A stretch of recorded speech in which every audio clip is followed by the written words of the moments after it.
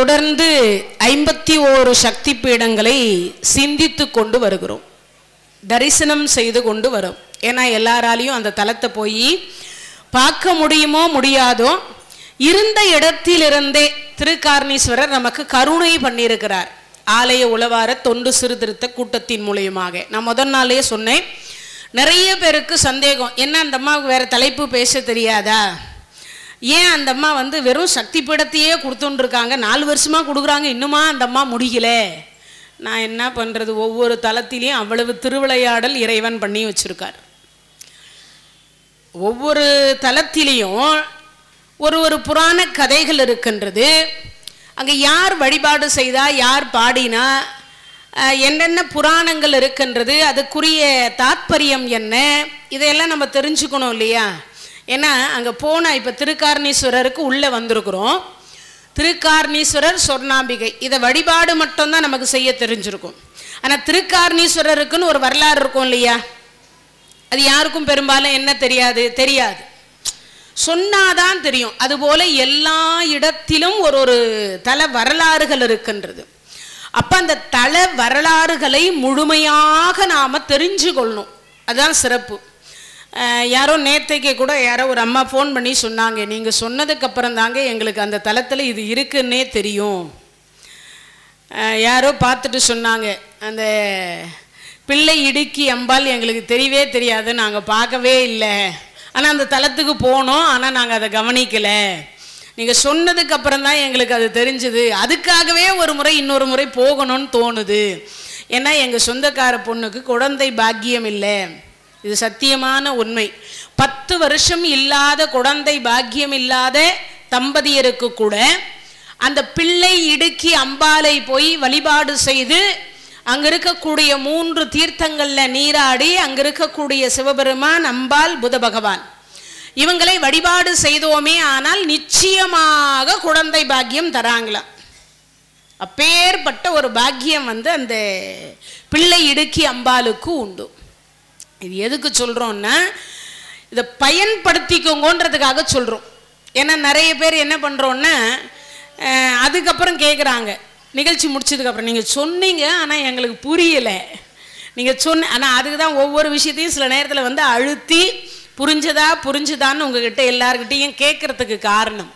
நான் பாட்டுக்கு கடன்னு சொல்லிட்டு போகிறதுனால ஒரு பிரயோஜனமும் இல்லை. கேட்டு ஒரு 4 பேராவது பயன்பெறணும். இந்த நிகழ்ச்சி கேட்டு ஒரு 4 பேர் போய் அந்த தலத்தை தரிசனம் பண்ணிங்கன்னா, இந்த நிகழ்ச்சி ஏற்பாட்டாளர்கள், இந்த நிகழ்ச்சி கேட்குறவங்க, இந்த நிகழ்ச்சியை ஒளிபரப்புறவங்க, இந்த நிகழ்ச்சியை பேசுகிறவங்க எல்லாருக்கும் அந்த புண்ணியம் போய் சேரும். ஒரு 4 பேர் போய் அந்த தலத்தை தரிசனம் பண்ணாவே அந்த புண்ணியம் சேருமா. அப்பேற்பட்ட சிறப்பு திருவெண்காடு. அதை தான் நம்ம நேற்றைய தினத்தில் 36வது தலம். 5 முகத்தோடு இறைவன் அங்கு அவதாரம் அப்படின்னு சொல்லக்கூட அந்த தலத்தில் 5 முகத்தோடு இறைவன் இருக்கின்றார். அதில் அகோரம் என்று சொல்லக்கூடிய மூர்த்தியாக அங்கே இருக்கிறார். அகோர மூர்த்தியாக அந்த தலத்தில் இருக்கிறார். வேற எந்த தலத்திலும் அந்த மாதிரி இல்லை. அதே மாதிரி கிட்டத்தட்ட ஒரு 17 ஏக்கர் கொண்டது அந்த தலம், திருவெண்காட்டு தலம். ரொம்ப பெரிய தலம், சும்மா சாதாரணமாக ஏதோ ஒரு தலம் அப்படின்றது கிடையாது. அங்கே போனால் மலட்டு தன்மை நீக்குமா, மக்கள் பேரு உண்டாகும், சித்த பிரம்மை. இந்த சித்த பிரம்மை பிடிச்சிருக்கு இல்லையா, ஒரு 48 நாள் அங்கே இருக்கக்கூடிய அக்னி தீர்த்தம், சூரிய தீர்த்தம், சந்திர தீர்த்தம், இந்த 3லையும் ஒரு 48 நாள் குளிச்சு அங்கே கொடுக்கக்கூடிய பிரசாதத்தை அருந்தி அந்த தலத்தில் ஒரு 48 நாள் தங்கியிருந்தால் சித்த பிரம்மை விலகுமா. அப்பேற்பட்ட ஒரு சிறப்புக்கு உரிய தலம், புத பகவானுடைய பாவம் தீர்த்த தலம். அதே போல பிரம்மாவினுடைய படைப்பு தொழிலை மீட்டு கொடுத்த ஒரு தலம். இதெல்லாம் நேற்றைக்கு சிந்திச்சோம். நேற்றைக்கு வராதவர்களுக்கு ஒரு வரியில் அதுக்குரிய ஷார்ட் சொல்லின்னு இருக்கிறோம். அதற்கு பிறகு பார்த்தீங்கன்னா, இந்திரன் என்று சொல்லக்கூடியவரிலிருந்து 33 கோடி தேவர்கள் அந்த தலத்தை வணங்கி இருக்கிறார்கள். ஆதி சிதம்பரம் என்பது அந்த திருவெண்காட்டு தலத்துக்கு பெயர். என்ன பெயரு? ஆதி சிதம்பரம்னு பேர். சிதம்பரத்துல தங்க ஓடுகள் 21,600 தங்க ஓடுகள் நெய்யப்பட்டிருக்கு. அதே மாதிரி இங்க செப்பு ஓடு நெய்யப்பட்டிருக்கு. சிதம்பரத்துல என்ன வழிமுறையோ அதே சேம் வழிமுறைதான் இந்த திருவெண்காட்டு தலத்திலும். ரெண்டுத்துக்கும் வேறுபாடெல்லாம் ஒன்றும் கிடையாது. சிதம்பரத்துக்கு முந்திய தலம் அப்படின்னு சொல்றாங்க. அப்போ சிதம்பரமே 2வது தலம்னு தான் சொல்லப்படுது. அப்பேற்பட்ட ஒரு சிறப்பு. மருத்துவன் என்கின்ற அசுரன், நேத்தைக்கு அந்த கதை பார்த்துட்டீங்க. அதுக்கடுத்து துர்கை என்று சொல்லக்கூடியவளுக்கு சொர்ணாம்பிக துர்கை. அப்பனா என்ன அர்த்தம்? சௌபாகிய துர்கைன்னு பேரு. அந்த அம்பாளுக்கு இங்க சொர்ணாம்பிகை, அங்க சௌபாகிய துர்கை, 16 வகையான செல்வத்தை தரவல்லவள் அப்படின்னு பொருள். அதுக்கடுத்து பார்த்தீங்கன்னா தட்சிணாமூர்த்தி, கை ஒரு பக்கம், கால் ஒரு பக்கம், முகம் ஒரு பக்கம், 4 பக்கம் இருக்கும். எல்லா இடத்துலையும் ஒரு காலை மடக்கி ஒரு காலை கீழே தொங்க விட்டுருப்பார் தட்சிணாமூர்த்தி. ஆனா இந்த தலத்துல மட்டும் 4 பக்கமா இருக்கும். கை 2 கையும் 2 பக்கம் இருக்கும், காலும் 2 பக்கம் தனித்தனியா ஒவ்வொரு திசையில இருக்கும். அந்த தட்சிணாமூர்த்தியை வேற எங்கேயுமே தரிசிக்க முடியாது. இந்த திருவெண்காட்டு தலத்துல மட்டும்தான் தரிசிக்க முடியும். அந்த தட்சிணாமூர்த்திக்கே பேரு என்ன அப்படின்னு பார்த்தீங்கன்னா மேத்தா வித்யா தட்சிணாமூர்த்தின்னு பேரு. அங்க இருக்கிற தட்சிணாமூர்த்திக்கே மேத்தா அப்படின்னா மேதாவின்னு சொல்லுவோம் இல்லையா, அறிவை கொட்டி வள்ளலாக தரக்கூடிய பெருமானம் யாரு? அங்க இருக்கக்கூடிய தட்சிணாமூர்த்தி. சனகாதி முனிவர்களுக்கு உபதேசனை செய்தது போல பிரம்மாவுக்கும் அந்த தலத்தில் பிரம்ம வித்யா என்கின்ற நாமத்தோடு அம்பாள் உபதேசனை செய்து கொண்டிருக்கிறாள். யாருக்கு? பிரம்மாவுக்கே. மறந்து போன பிரம்மாவினுடைய தொழில், பிரணவத்தினுடைய பொருள் எல்லாவற்றையும் மீண்டும் அந்த தலத்துக்கு வழிபாடு செய்ததற்கு பிறகுதான் அவருக்கு என்ன பெற்றாராம்? அறிவை பெற்றார், ஞானத்தை பெற்றார். அப்பேற்பட்ட ஒரு சிறப்புக்கு உரிய தலம் நேத்தைக்கு இதுவரைக்கும் பார்த்தோம். அதுக்கடுத்து இப்போ என்ன அப்படின்னு கேட்டா நமக்கு பார்த்தீங்கன்னா 365 நாட்கள்.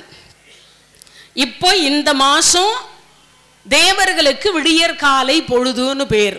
இந்த மார்கழி மாசம், கார்த்திகை மார்கழி, இந்த 2 மாசமும் அவங்களுக்கு விடியற் காலை பொழுது, பிரம்ம முகூர்த்தம். நமக்கு பிரம்ம முகூர்த்தம் எது? 4:30 மணியிலிருந்து 6 மணி வரைக்கும் நமக்கு கிட்டத்தட்ட பிரம்ம முகூர்த்தம். சூரிய உதயத்திற்கு முன்ன காலம் அப்படின்னு சொல்லக்கூடியது நமக்கு.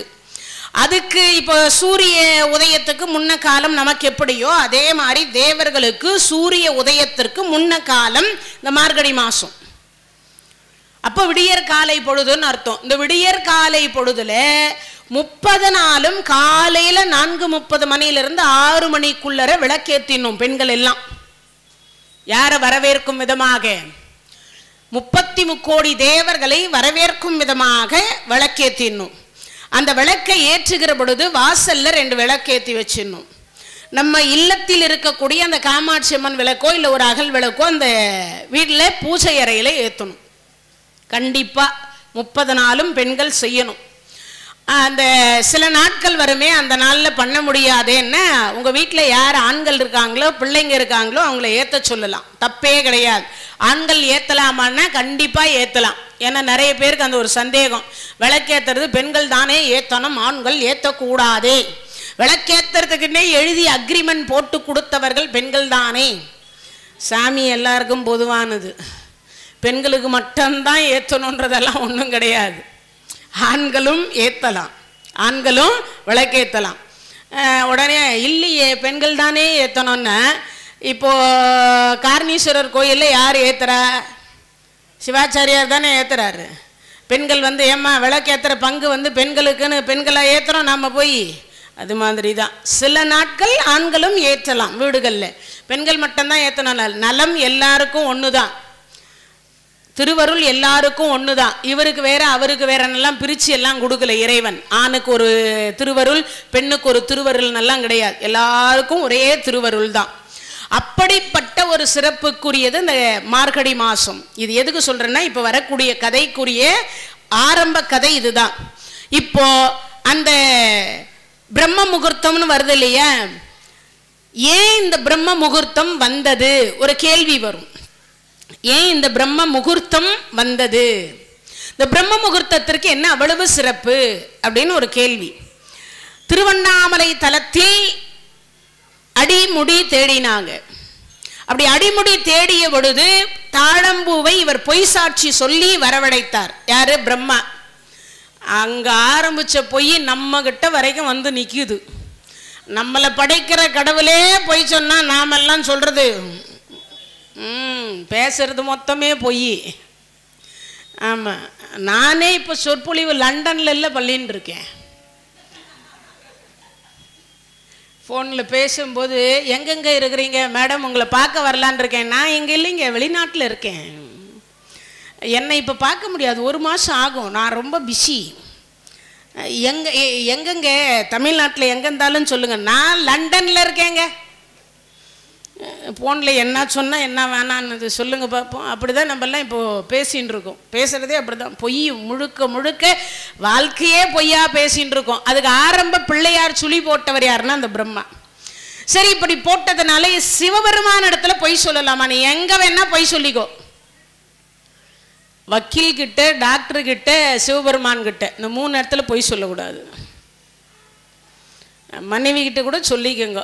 ஏன்டி லேட்டு, வர வழியில் டிராஃபிக்கு சிக்னலு. அவர் உட்காந்து ஒரு ஃப்ரெண்டுங்க ஒரு 10 பேர் சேர்ந்து டீ குடித்து பஜ்ஜி சாப்பிட்டு ஒரு வீட்டுக்கு போனால் அவள் மூஞ்ச நான் பார்க்கணும், என் மூஞ்ச அவள் பார்க்கணும். என்ன பண்ணுறது, பார்த்த மூஞ்சியை எவ்வளவு நேரம் தான் பார்த்துட்டு இருக்கிறது. அவள் சும்மா இது அதுன்பா. அதுக்காக கொஞ்ச நேரம் உட்காந்துட்டு போகலான்னு உட்காந்து லேட்டாக போனால் அங்கே சொல்வார் டிராஃபிக் ஜாம், எத்தனை சிக்னலு, எவ்வளவு பிரச்சனை இருக்குது அப்படிம்பார். அங்கேயும் ஒரு பொய் சொல்லலாம், இப்படியெல்லாம் சொல்லிக்கலாம். ஆனால் என்ன, இறைவனிடத்துல பொய் சொல்லக்கூடாது. ஒருவேளை டாக்டர்கிட்ட கூட என்ன சாப்பிட்டீங்க, ஒன்றும் சாப்பிடல டாக்டர், நான் இன்னைக்கு விரதம்.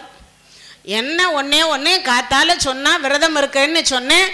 அதனால் ஒன்றும் இல்லை, உப்பு போடாத மோரை 1 லிட்டர் கொடுத்தா. ஒரு எத்தனை மணிக்கு, 8 மணிக்கு கொடுத்தா. 6 மணிக்கே ஒரு காஃபி கொடுத்தா. அதுக்கப்புறம் 11 மணிக்கு ஒரு 2 லிட்டர் பையன் வரும்பொழுதே வாங்கிட்டு வந்துட்டான். என்னது, மாசா. ஆமாம், அதெல்லாம் சாப்பிட்லாமா. அது ஒரு 1/2 லிட்டர் 1 லிட்டருக்கும் சாப்பிட்டேன். 11 மணி ஆச்சு, வயிறு கவான்னுச்சு. அதுக்குள்ளே அவ சொன்னா உப்பில்லாத உப்புமா சாப்பிட்டா பரவாயில்லன்னு சொன்னான்னு அது ஒன்று. இப்படி கண்டதை போனதை சாப்பிட்டு சாப்பிட்டு சாப்பிட்டு கடைசியாக 8 மணிக்குள்ளே விரதத்தை முடிக்கவே இல்லை, அதுக்குள்ளே போயிட்டார் ஹாஸ்பிட்டலுக்கு.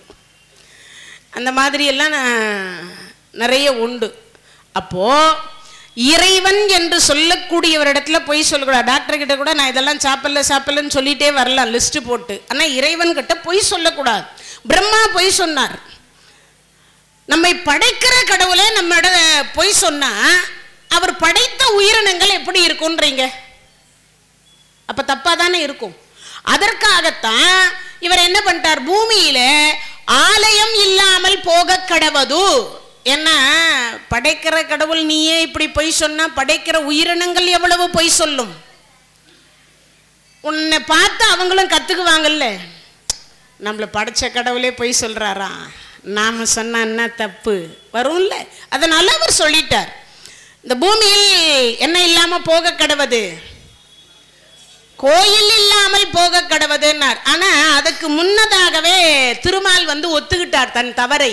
ஏன், 1000 வருஷம் சண்டை, 1000 வருடம் வந்து தொழில் செய்யாம தடுத்தது ஒண்ணு. நான் எனக்கு கொடுத்த தொழிலை சரியா செய்யணும். எனக்கு இறைவன் பணித்த பணி என்னது, இந்த சொற்பொழிவு ஆற்றுதல். அதை நான் சரியா பண்ணணும். காசுக்காக பண்ணக்கூடாது, ஆத்மார்த்தமா பண்ணணும். 4 பேருக்கு இது போய் சென்றடையணும்னு பண்ணணும். என்ன பண்ணணும், 4 பேர் இதை பயன்படுத்த, இதை கேட்டு ஒரு 4 பேர் திருந்தணும். பக்தி இல்லாதவர்களுக்கும் பக்தி வரணும். பக்தியே இல்லைன்னா கூட பக்தியை வர வைக்கணும். அதுதான் வேலை. பக்தி சொற்பொழிவாளருக்கு அதான் வேலை. விளக்கு எத்தனை மணிக்கு ஏற்றணும், எத்தனை மணிக்கு சாமி கும்பிடணும், இந்த பக்கம் கிழக்கை ஏற்றுறதா மேற்கை ஏற்றுறதா, இதெல்லாம் சொல்றது தான் சொற்பொழிவாளர்களுக்கு கிடையாது. எல்லாம் சொல்லி கொடுக்கணும். எது, இறைவனுடைய பெருமை என்ன, இறை அடியார்கள் எப்படியெல்லாம் அன்பை செலுத்திருக்கிறார், எப்படி வணங்கி இருக்கிறார், அதை சொல்லி கொடுக்கணும். அப்பன்னா தொழிலை சரியா செய்யணும்னு அர்த்தம். செய்யும் தொழிலே தெய்வம். முதல்ல தொழில் என்பது தெய்வமானது. எந்த தொழிலா இருந்தாலும் சரி.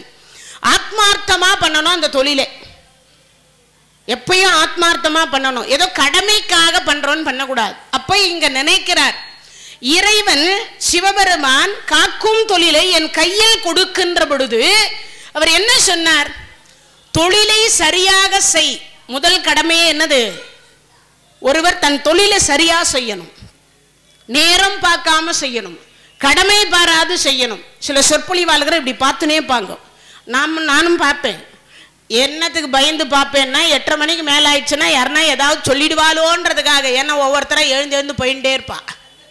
இந்த அம்மா அது பாட்டு என்னமோ சொல்லிகிட்டே இருக்குது, முடிக்கும்னு பார்த்தா முடிக்க மாட்டேங்குது அப்படின்னு நீங்கள் சொல்லக்கூடாதுன்றதுக்காக நான் இங்கே டைம் பார்ப்பேன். சில பேர் டைமை எப்படா ஆவோன்னு உட்காந்து பேசின்னு இருக்கிற அந்த மாதிரி இல்லை, ஏதாவது சொல்லி 4 பேர் தெரிஞ்சுக்கணும் அதுக்காக. அதுபோல இவர் சொல்லக்கூடியவர் நினைக்கிறார், மனசுக்குள்ள என்ன நினைக்கிறார்? அவர் கொடுத்த தொழிலை தவறாக இல்லை நம்ம செய்திருக்கிறோம், தவறு பண்ணியிருக்கோம். என்ன தவறு? 1000 வருஷம் அவன் பெரியவனா இவன் பெரியவனா, கடவுளுக்குள்ள என்னையா சண்டை? நான் பெத்த பையன் யாரு? திருமாலுடைய உந்தியில் பிறந்தோன் நான்முகன். நான்முகனுக்கு கர்வம் இருக்கலாமா? அப்பா கிட்ட சண்டை போடலாமா? ஆனால் சண்டை போடுறார். சரி, அப்பாவாவது பிள்ளைக்கு விட்டு கொடுக்கணுமா இல்லையா? இவரும் விட்டு கொடுக்கல. பிள்ளைகளிடத்துல அப்பா விட்டு கொடுக்கணும், அப்பா கிட்ட பிள்ளைகள் விட்டு கொடுக்கணும், இதுதான் வாழ்க்கை. ஆனா இங்க விட்டு கொடுக்கல. இவர் சண்டை போட்டார். 1000 வருஷம் போச்சு. 1000 ஆண்டு காலம் திருவடியையும் திருமுடியையும் தேடுறாங்க. அதுல ஒரு 1000 வருஷம் போச்சு. மொத்தம் 2000 வருஷம் போச்சா? 2000 ஆண்டு காலம் பிரம்மாவுக்கு வேலை இல்லை, நாராயணருக்கு வேலை இல்லை, யம தர்மராஜாவுக்கு வேலை இல்லை, சூரியனுக்கு வேலை இல்லை, சந்திரனுக்கு வேலை இல்லை. வேலை இல்லாத பட்டதாரிகள் எல்லோரும் இங்க வேலை சிருஷ்டி நடந்த எங்க படைக்கிற தொழில் நடந்தா தானே காப்பாற்ற முடியும். காப்பாற்றுற தொழில் என்பது அந்த உலக சிருஷ்டி என்பது நடந்தால் தானே எல்லாமே நடக்கும். இப்ப எதுவுமே நடக்கல. அப்போ தொழிலை சரியா செய்யாதது யார் தப்பு? என் தப்பு தானே. குற்றத்தை உணர்ந்தார், தன் தவறை உணர்ந்தார்.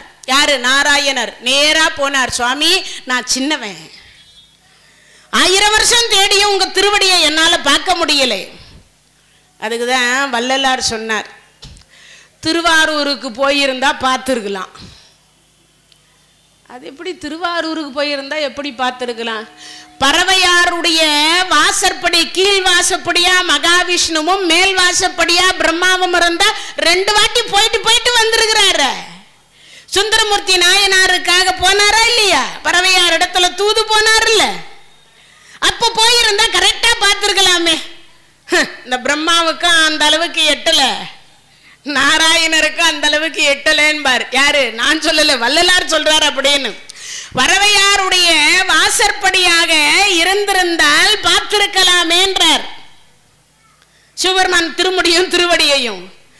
அப்ப இங்க சொல்லுகிற பொழுது சொல்றார், அப்போ திருவடியை தேடி 1000 வருடம் நான் அழைந்திருக்கிறேன், இப்பயாவது என் கர்வம் தீர்ந்திருக்கணும் இல்லையா? நேரா வந்தார், சாஷ்டாங்கமா காலில் விழுந்தார். விழுந்தவர் சொல்றார், சுவாமி என்னை மன்னிச்சுடுங்கோ.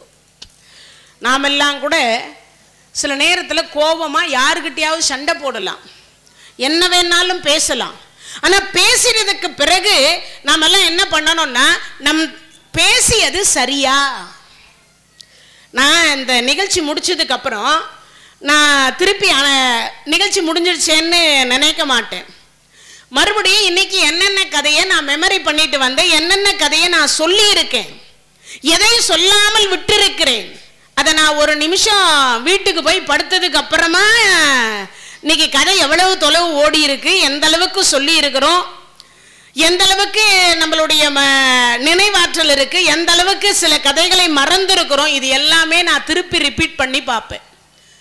நேற்றுக்கு முடிஞ்சது திருப்பி எதுக்கியா அதை போய் பார்த்துன்னு உட்காந்துரும் அப்படியெல்லாம் இல்லை. மறுபடியும் சிந்திக்கணும். விட்டு போனது ஏதாவது இருக்கா, சொல்லாதது ஏதாவது. ஏன்னா மருதி என்பது எல்லாருக்கும் உண்டு, மனுஷனா பிறந்த அத்தனை பேருக்குமே உண்டு. அப்ப நான் அதை சொல்லணும். அப்போ நாம் பேசியது சரியா என்று எந்த இடத்திலும் நம்ம ஆராய்ச்சி பண்ணி பார்க்கணும். சரியா இருந்ததுன்னா விட்டுடலாம், தப்பா இருந்தா அவர்களிடத்தில் போய் மன்னிப்பு கேட்பது என்பது ஆண்டவன் கொடுத்த ஒரு வரப்பிரசாதம். எவ்வளவு பெரிய ஆளா வேணா இருங்க, உண்மையாவே சொல்றேன். நீங்க போய் ஒன்றும் இல்லை ஏதோ கோவத்தில் தெரியாமல் பேசிட்டேங்க, மன்னிச்சுக்கங்க. நீங்கள் இந்த ஒரு வார்த்தையை சொல்லி பாருங்கள், அடுத்த ஆப்போசிட் அவர் சொல்லுவார், விடுங்க விடுங்க, நான் பேசுனது கூட தப்பு தாங்க, நீங்கள் மட்டுமா பேசுனீங்க, நானும் தான் கொஞ்சம் பேசிட்டேன், அதனால் இனிமேல் பேச மாட்டேன். இதை சொன்னவர் திருமால் முதல்ல. அவருக்காக ஒரு கை தட்டுங்க. கடவுளானாலும் கூட விட்டு கொடுத்து போக வேண்டும் என்பதை சொல்லிக் கொடுத்தவர் முதலாக யாரான்னா திருமால். நேரா போனார், சரணாகதி அடைந்தார். இறைவா, நீங்க கொடுத்த தொழிலை சரியாக செய்யாமல் நான் தவறாக விட்டுவிட்டேன், 2000 ஆண்டு காலம் விட்டுட்டேன், என்னை மன்னியுங்கள், நான் சிறியவன், என் வயிற்றில் பிறந்திருந்தாலும் அந்த நான்முகனே பெரியவனாக இருக்கட்டும்னு விட்டு கொடுத்தார். அப்பதான் மனமுகந்து கார்ணீஸ்வரர் சொன்னாராம், உனக்கு எவ்வளோ பெரிய மனசியா, கடவுளா இருந்தாலும் கர்வம் இல்லாமல் என்னிடத்தில் வந்து சரணாகதி அடைந்தாய் அல்லவா, எனக்கு சமமான உரிமை உனக்கு உண்டு, அப்படி இருந்தும் கூட என்னிடத்துல சரணாகதி அடைந்தாய் அல்லவா, அதனால உனக்கு சொல்றேன், இந்த உலகத்தில் பூமியில் மட்டுமல்ல எல்லா இடத்திலும் உனக்கு மட்டுமே உருவ வழிபாடு உண்டாகட்டும்னு கொடுத்தார். அதனால்தான் திருமாலுக்கு என்ன வழிபாடு, உருவ வழிபாடு வந்தது. இப்போ இந்த 2 பேருக்கும் இந்த உருவ வழிபாடு வந்துருச்சு, எல்லாம் ஆச்சு. இப்போ சாட்சியை கொண்டு வந்தார். உருவ வழிபாடு இவருக்கு யாருக்கு வழிபாடே இல்லாமல் போக கடவுது. அது கூட நான் அந்த கதையை சொல்லியிருக்கும் போது, ஏற்கனவே அண்ணாமலையார் சரித்திரத்தில் இந்த கதையை நான் சொல்லியிருந்த பொழுது யாரோ ஒரு அடியார் கூட சொல்லி அதை மென்ஷன் பண்ணியிருந்தார். பொய் சொன்னாலும் பொருந்து சொல்லுங்க, பிரம்மாவுக்கு எத்தனை இடத்துல கோயில் காட்டட்டுமா நான், அதெல்லாம் இப்போ ஒரு 100 ஒரு 50 மிஞ்சி போனால் ஒரு 200 வருஷத்துக்குள்ளர இருக்கலாம், 100 வருஷத்துக்குள்ளர தான் இருக்க முடியும். அது கூட முன்னாடி கிடையாது. எத்தனை வருஷத்துது அது தெரியாதுல்ல, எல்லா இடத்திலும் உண்டு. இதே கோயிலில் பிரம்மாவுக்கு கோயில் உண்டு, எனது பிரகாரத்தில் இடம் கொடுத்துருப்பாங்க. யாருக்கு? சிவன் கோயில்ல பிரகாரத்துல இடம் கொடுத்திருப்பாங்க. தனி கோயில் என்பது கிடையாது. கூத்தனூர் என்று சொல்லக்கூடிய தலத்துல சரஸ்வதிக்கு கோயில் உண்டு. சரஸ்வதியினுடைய கணவர் என்பதனால அவருக்கு கோயில் உண்டு, அந்த இடத்துல உண்டு. சில இடத்துல இப்ப பிரம்மா யாருன்னு தெரியாம போகுதேன்றதுக்காக பிரம்மாவுக்கு நம்ம தலையெழுத்து நல்லா இருக்கணுமே பிரம்மாவுக்கு சில அடியார்கள் இப்ப கோயில் எழுப்பி வச்சிருக்கிறாங்க. இதான் நிஜம். ஆனா மொத்தத்துல ஆரம்ப காலத்துல எந்த இடத்துலயும் பிரம்மாவுக்கு 1000 ஆண்டு காலம் கோயில் உண்டுன்னு சொல்லவே முடியாது. இது சிவபெருமான் கொடுத்த சாபம். இப்ப அப்படிப்பட்ட பிரம்மா என்ன பண்ணார்னா 1000 வருஷம் உட்கார்ந்து தவம் பண்றார். நமக்கு பூமியில கோயில் இல்லாம போச்சுன்னா இவங்க 2 பேருக்கு மட்டும் கோயில் இருந்தா படைக்கிற கடவுள் யார் என்று தெரியாமல் போய்விடுமே அப்படின்னு யோசித்தார். அப்ப படைக்கிற கடவுள் யார் என்று தெரியாமல் உலக மக்களுக்கு போச்சுன்னா நான்முகன் என்பதே தெரியாம போயிடும் இல்லையா?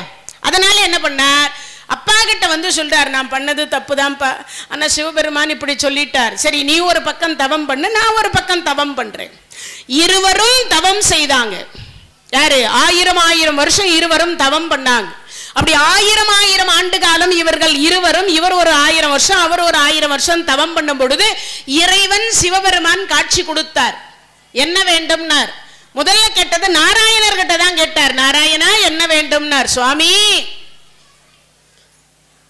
படைக்கிற கலருக்கு பூமியில கோயில் இல்லாம போச்சுன்னா யாருன்னு தெரியாம போயிடும் இல்லையா? இப்போ நாம எல்லாம் பாருங்க, ஒரு சின்ன டியூப் லைட் வாங்கி கொடுப்போம், கொட்டை எழுத்துல பேர் இருக்கும். ஃபேன் வாங்கி தருவோம் கோயில்ல, அந்த ஃபேன்ல கொட்டை எழுத்துல பேர் இருக்கும். ஒரு 200 ரூபாய் கொடுத்து கடிகாரம் வாங்கி கொடுப்போம், அந்த கடிகாரத்துலையும் இதுவர் தான் உபயம் அப்படின்ற ஒரு பேர் இருக்கும். உண்டா இல்லையா? அந்த மாதிரி பேர் எழுதிக்கிறோமா இல்லையா? அப்போ பேருக்கு ஆசைப்படாதவங்க யாருன்னா இருக்க முடியுமா? எல்லாம் சும்மா சொல்லிக்கலாம், பேருக்கு ஆசைப்படலேன்னு அப்படியெல்லாம் சொல்ல முடியாதுங்க ஐயா. உங்க பேரை கூட இவ்வளவு பேர் மத்தியில உங்க பேர் என்னன்னு கேட்டு சொல்லும் பொழுது உங்க அகம் என்கின்றது எவ்வளவு மகிழ்ச்சியாக இருக்கும் என்பது உங்க அகத்தை கேட்டால் தான் தெரியும். புறத்தை கேட்டு ஒரு பிரயோஜனம் இல்லை. இப்போ இவ்வளவு பெரிய மேடை, யார் பேருமே சொல்லாம அவர் பேர் மட்டும் நான் சொன்னேன்னா, யார் பேருமே சொல்லல, மேடம் என் பேர் தான் சொன்னாங்க, அந்த உள்ளம் மகிழ்ச்சிக்கு உலகத்தில் அளவே கிடையாது. கடவுளே அதுக்கு தான் ஆசைப்பட்டு உட்கார்ந்து இருக்கிறார். நீங்க எல்லாம் என்ன சொல்லிட்டு இருக்கிறீங்க? இப்ப நானும் என்ன சொல்லிட்டு இருக்கேன்?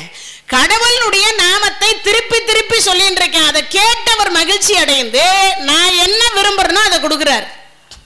கடவுளே பேருக்கு மயங்கியவர் தான், பேர் சொல்லாதவங்களை கண்டுக்க மாட்டார். அப்படின்னா என்ன அர்த்தம்? நாமாவளி ரொம்ப முக்கியம்னு அர்த்தம். மனம் அப்படி நினைக்கும். பிரம்மாவுக்கு கோயில் இல்லை என்பதனால திருமால் சொல்றார், கோயில் இல்லாமல் போனால் யாருன்னு தெரியாம போயிடும் இல்லையா? அதுக்காக கொடுத்த சாபத்தை வாபஸ் வாங்க முடியாதுன்றார், திரும்ப பெற முடியாது. அப்படியா சுவாமி? நான் அப்படி கேட்கவே இல்லை சுவாமி. அப்ப என்ன சொல்லுகிறாய்? சுவாமி நான் ஒரு பக்கம் இருக்கிறேன், அவன் ஒரு பக்கம் இருக்கட்டும். என்ன சொல்ல வருகிறாய் நாராயணா? சுவாமி நீங்க நடுவில் இருங்க, வலப்பக்கம் நான் இருக்கின்றேன், இடப்பக்கம் பிரம்மா இருக்கட்டும், 3 பேரும் சேர்ந்து மும்மூர்த்திகளாக காட்சி கொடுப்போம். அதுதான் என்ன சொரூபம்? தத்தாத்ரேய சொரூபம் அப்படின்னு சொல்லக்கூடிய சொரூபம், தத்தாத்ரேய சொரூபம். இப்ப இது கொடுத்துட்டார். ஆனா பிரம்மா தவம் இருந்தார், அவருக்கு வரம் கொடுக்கணும்ல. என்ன வரம் வேண்டும்னார் சுவாமி? எனக்கு கோயில் தான் இல்லாம போயிடுச்சு, இந்த முகூர்த்தம்னு சொல்றோம் இல்லையா, அந்த முகூர்த்தத்துல காலையில விடியற் காலை பொழுது வருது இல்ல, அந்த நேரத்தை பிரம்ம முகூர்த்தம் என்று எனக்காக தாங்கள் தர வேண்டும். அப்படியே ஆகட்டும்னு கொடுத்தார். யாரு? சிவபெருமான். பிரம்ம முகூர்த்தம், முகூர்த்தத்துல பிரம்ம முகூர்த்தம். அதுக்கப்புறம் பிரம்மா கேட்டார், வேற ஏதாவது வேணுமா? சிவபெருமான் கேட்கிறார், வேற யாராவது வேணுமா? சுவாமி இந்த பிரம்ம முகூர்த்தத்தில் யாரெல்லாம் எழுந்து, யாரெல்லாம் எந்த கோயிலாவது ஒரு கோயிலுக்கு விளக்கேற்றி வழிபாடு செய்து, வீடுகளில் விளக்கேற்றி வழிபாடு செய்து கிரகப்பிரவேசம் வைத்து கல்யாணம் பண்ண அவர்கள் வாழ்க்கையில தோல்வி வரக்கூடாது. இது சத்தியமான வாக்கு. இன்னைக்கு வரைக்கும் நீங்க பிரம்ம முகூர்த்தத்தில் எழுந்து உங்க தொழிலை தொடங்குங்க, தோல்வி வராது. 4:30 மணியிலிருந்து 6 மணிக்கு. ஆனா நாமெல்லாம் எந்திரிக்கிறதே 11 மணி. ஆமாம், சூரியன் உதிச்சு உச்சிக்கு வரும், அது வரைக்கும் தூக்கம்தான். அதுவும் இந்த மார்கழி மாதம்னா சொல்லவே வேணாம். குளிருக்கு இன்னும் நல்ல 2 கம்பளியை போத்திட்டு தூங்கலாமான்னு தான் தோணுமே தவிர எழுந்துக்கணும்னு தோணாது. அதான் உண்மை. ஆனால் அதையும் தாண்டி எழுந்திருக்கணும். அதான் 6வது அறிவை நமக்கு இறைவன் கொடுத்தது. இப்ப அந்த பிரம்மாவாக இருக்கக்கூடியவர் இப்படி பிரம்ம முகூர்த்தத்திற்காக தவம் இருந்தார். அந்த பிரம்மா என்று சொல்லக்கூடியவருக்கு ஆயுள் காலம் எப்படி? ஒரு கேள்வி வருது இல்ல. இப்ப பிரம்ம முகூர்த்தம் கொடுத்துட்டார். இப்ப அந்த பிரம்ம முகூர்த்தம் என்பது உங்களுக்கு புரிஞ்சுக்கிறதுக்காக சொல்றேன். நமக்கு ஓர் ஆண்டு காலம் என்பது 33 கோடி தேவர்களுக்கு ஒரு நாள் கணக்கு. அதான் இந்த மார்கழி மாசம் விடியற் காலை பொழுது தேவர்களுக்கு பிரம்ம முகூர்த்தம். இப்படி அது நாளாகி, யாருக்கு? நமக்கு இல்ல, தேவர்களுக்கு 365 ஆண்டு காலம் கொண்டது. எத்தனை வருஷம்? நமக்கு மனிதர்களுக்கு எத்தனை போவோம்? எத்தனை அடியார்கள் போவீங்க? ஒரு மனுஷனுக்கு 100 வயசுன்னு வச்சுப்போம். ஒரு 4 தலைமுறை போகுதா? அப்ப 4 தலைமுறைக்கு போனாதான் தேவர்களுக்கு ஒரு வருஷம். இப்ப புரிஞ்சிருக்கும் நினைக்கிறேன். நமக்கு 365 ஆண்டு காலம் கொண்டது, தேவர்களுக்கு ஒரு நாள். இப்ப கணக்கு புரிஞ்சுதா? என்ன தப்பா சொல்லிடக்கூடாது, நீங்க தப்பா புரிஞ்சுக்க கூடாது, அதுக்காக தான் சொல்றேன். அப்போ இப்ப தேவர்களுக்கு ஒரு எவ்வளவு வருஷம்? 365 ஆண்டு மனிதர்களுக்கு, தேவர்களுக்கு ஒரு வருடம். அது 12,000 வருடம் வரணும். யாருக்கு? தேவர்களுக்கு. எத்தனை வருஷம்? 12,000 ஆண்டு காலம் வரணும். அப்படி 12,000 ஆண்டு காலம் வந்தால் பிரம்மாவுக்கு ஒரு பகல். அது நாளாயி, நாள் மாசமாயி, மாசம் ஆண்டாயி, அதுல 12,000 ஆண்டு காலம் வந்தால் நாராயணருக்கு ஒரு நாள். இப்ப நாராயண ஆண்டு காலம் அது நாளாகி, நாள் மாசமாகி, மாசம் ஆண்டாகி, அது 12,000 ஆண்டு காலம் வந்தால் சிவபெருமான் சிரிக்கிற நேரம். கைத்தட்டுங்களேன். சிவபெருமான் சிரிக்கிற நேரத்துக்குள்ளேயே இவ்வளோ வருஷம் கடந்து போகுதே, அப்பெல்லாம் நமக்கெல்லாம் எத்தனை ஜென்மம் ஜென்ம ஜென்ம ஜென்மன்னு வரும்னு யோசிக்கணும், எத்தனை பிறவி எடுப்போன்னு யோசிக்கணும். அப்ப சொல்றாரா இல்லையா அருணகிரி பெருமான், எழுகடல் மணலை அளவிடி நதிகம் எனதிடர் பிறவி அவதாரம்ன்றார். ஒரு கடல் மணலை எடுத்து எண்ணி பார்த்து 7ஆல பெருக்கணும், அவ்வளவு பிறவி இருக்குதான். அத்தனை பிறவிலையும் சும்மாவா விடுறோம்? எவ்வளவு ஆசை. ஒரு தாத்தா ரொம்ப வயசாயிடுச்சு, 90 ஆச்சு. பணத்தை உரைச்சி எல்லாம் ஊத்துனாங்க, போக மாட்டேந்து. முருகா முருகா முருகா என்று 3 முறை சொல்லு முக்தி தருவார்னார். மோ மோ மோ முருவல் தோசை வேணும். தோசை மேல உள்ள ஆசை போகலன்னா எப்படி முருகன் முக்தி தருவார்? யோசிக்கணுமா இல்லையா? அப்போ ஒரு தோசை அடுத்த இறைவன் கொடுத்துட்டா, அடுத்த ஜென்மத்துல நீ தோசையா நல்லா சாப்பிட்டுட்டு கடை போ. காத்தால மத்தியானம் நைட் 3 வேளையும் தோசை தான். ஒரு தோசைக்கே ஒரு பிறவியை கொடுக்கிறாருன்னா நம்ம படுற ஆசைக்கெல்லாம் எவ்வளவு பிறவி தருவார் யோசிக்கணும் மனிதர்கள். அப்ப ஆசையை யாரு அறுக்கணும்னு அர்த்தம், ஆசையும் சுத்தமா அர்த்தணும். இப்போ இப்படி கால அளவு போகுது. சிவபெருமான் சிரிக்கிற நேரத்துக்குள்ளேயே இவ்வளவு ஆண்டு காலம் போகுது. அப்போ இப்ப இருக்கக்கூடிய பிரம்மா என்று சொல்லக்கூடியவர் ரிட்டையர்மெண்ட் ஆனா அடுத்த பிரம்மாவாக வர இருக்கக்கூடியவர் ஆஞ்சநேய சுவாமிகள். தெரிஞ்சு வச்சுக்கணும் எல்லாரும். அடுத்த பிரம்மா யாரு? ஆஞ்சநேய சுவாமிகள். வெயிட்டிங் லிஸ்ட்ல இருக்கிறார். எப்ப அந்த பிரம்மா ரிட்டையர்மெண்ட் ஆவார், எப்ப அந்த பிரம்மா ரிட்டையர்மெண்ட் ஆவார்னு. அப்ப அடுத்த ஆஞ்சநேய சுவாமிகள் வர இருக்கின்றார். இப்ப இந்த பிரம்மா ரிட்டையர்மெண்ட் ஆகிறார் இல்லையா, அந்த பிரம்மா என்று சொல்லக்கூடியவர் எங்கு ரிட்டையர்மெண்ட் ஆகிறார்னா திருவெண்காடு என்று சொல்லக்கூடிய தலத்தில் தான் ரிட்டையர்மெண்ட் ஆகிறார். கை தட்டுங்கோ. வேற எந்த ஸ்டேட்லயோ எந்த கைலாயத்திலயோ பிரம்மலோகத்திலயோ அவருக்கு ரிட்டையர்மெண்ட் இல்லை. எங்க ஆகிறார்? திருவெண்காடு என்று சொல்லக்கூடிய ஆதி சிதம்பரமாக இருக்கக்கூடிய தலத்தில் தான் அவரு ஓய்வு எடுக்கிறார். நேரா பிரம்மலோகத்திலிருந்து திருவெண்காட்டு தலத்துக்கு வந்து அந்த திருவெண்காட்டு தலத்தில் இருக்கக்கூடிய பிரம்ம சமாதின்னு பேரு. என்ன பேரு? திருவெண்காட்டுக்கு போனீங்கன்னா எல்லாரும் ஒரு முறையாவது அந்த பிரம்ம சமாதியை போய் பார்த்துட்டு வரணும். சும்மா ஏதோ போனோம் தரிசனம் பண்ணோன்னு வந்துடக்கூடாது. அந்த பிரம்ம சமாதி கிட்ட போகணும். அது பார்த்தீங்கன்னா குகை மாதிரி ஒரு கருவறை மாதிரி இருக்கும். கேளுங்கோ, சிவாச்சாரியார் கிட்ட கேளுங்கோ, இல்ல கோயில்ல கேளுங்க, அங்க தெரிஞ்சவங்க கிட்ட கேளுங்கோ.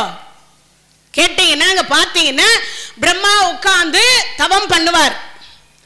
அந்த இடத்துக்கு போய் அந்த பிரம்மாவை தவம் பண்ற இடத்தை போய் நாம எல்லாம் பார்த்தோம்னா நமக்கு இல்ல நம்ம வர இருக்கக்கூடிய சந்ததிகளுக்கு 21 தலைமுறை நல்ல எழுத்தா எழுதுவார். என்ன எழுத்து? நல்ல எழுத்தா எழுதுவார். ஏன்னு கேட்டா நிறைய பேருக்கு அன்னைக்கு எழுதணும் மாத்தியா எழுத போறான், அன்னைக்கு எழுதினவன் மாத்தியா எழுத போறான் ஒரு மனசுக்குள்ள எல்லாருக்கும் இருக்கு இல்லையா? ஆனா அங்க போனா 21 தலைமுறைக்கு நல்ல தலையெழுத்தா எழுதி தருவாராம். ஏன்னா நான் ரிட்டையர்மெண்ட் ஆயிட்டு இந்த தலத்துல வந்து நான் தவம் பண்ணிட்டு இருக்கேன், யோக நிலையில் இருக்கின்ற பொழுது என்னை தரிசித்து விட்டு செல்லுகிறாயே, உன் சந்ததி நலமாக இருக்கட்டும், நல்ல எழுத்தா இப்ப இருக்கக்கூடிய பிரம்மா எழுதட்டும்னு அவர் வாழ்த்துவாராம். அந்த வாழ்த்து பெறக்கூடிய ஒரே ஒரு தலம் எது அப்படின்னா இந்த திருவெண்காட்டு தலம். அப்பேற்பட்ட சிறப்புக்கு உரிய தலம். அங்க இருக்கக்கூடியதே பிரம்ம சமாதி உண்டு. பிரம்மாவினுடைய ஆயுள் முடிந்து இந்த தலத்தில் தான் ஜீவ சமாதி அடைந்து தவம் செய்வதாக ஐதீகம். திருவெண்காட்டு தலத்துல தான் அந்த ஜீவ சமாதி அடைந்து ஐதீகம். உடனே கேட்டுறாதீங்க அப்படி ஏதாவது சமாதி இருக்கான்னு. ஒளி சொரூபமா வருவா. நம்ம நினைக்கிற மாதிரி அப்படியே ஏதோ பிரகாசமா உருவத்துல வந்து உட்கார்ந்துட்டு இருப்பா அப்படின்னெல்லாம் இல்லை. எப்படி இருக்கும்? அவர்கள் எல்லாம் தேவ சரீரம், நாம் எல்லாம் பூத சரீரம். தேவ சரீரம் என்பது ஒளி சொரூபமாக மாறுவதுன்னு அர்த்தம். ஒளி சொரூபமாக மாறுவதுன்னு அர்த்தம். அப்போ ஜோதி சொரூப ரூபத்தில் தான் அருவுருவமாகத்தான் நமக்கு அங்க காட்சி கொடுப்பாங்க. என்ன ரூபத்துல? உடனே அங்க சிலை இருக்குமா, அப்படி இருக்குமா, இப்படி இருக்குமா, நல்லா கேள்வி நம்மள மனசுக்குள்ள கேட்டுக்க கூடாது. அப்பேற்பட்ட ஒரு தலம் தான் இந்த புததலம் என்று சொல்லக்கூடிய தலம், திருவெண்காட்டு தலம். சரி, இதோட அதோட சிறப்பு முடியுதா அப்படின்னா இல்லை. அடுத்து என்னன்னு கேட்டா 3 விருட்சம் இருக்கக்கூடிய ஒரு இடம். ஆலமரம், கொன்றை மரம், வில்வ மரம், 3 தல விருட்சம் இருக்கக்கூடிய ஒரு தலம். பிரம்ம வித்யா என்ற நாமத்தோடு இருக்கக்கூடிய தலம். அடுத்து என்ன அப்படின்னு பார்த்தீங்கன்னா, இந்த தலத்தில் தான் மெய்கண்டார், நேத்தே சொன்ன இல்லையா, மெய்கண்டார் அவதாரம் செய்த தலம் இந்த தலம். சரி, இந்த மெய்கண்டார் யார்? யாருக்காவது தெரியுமா?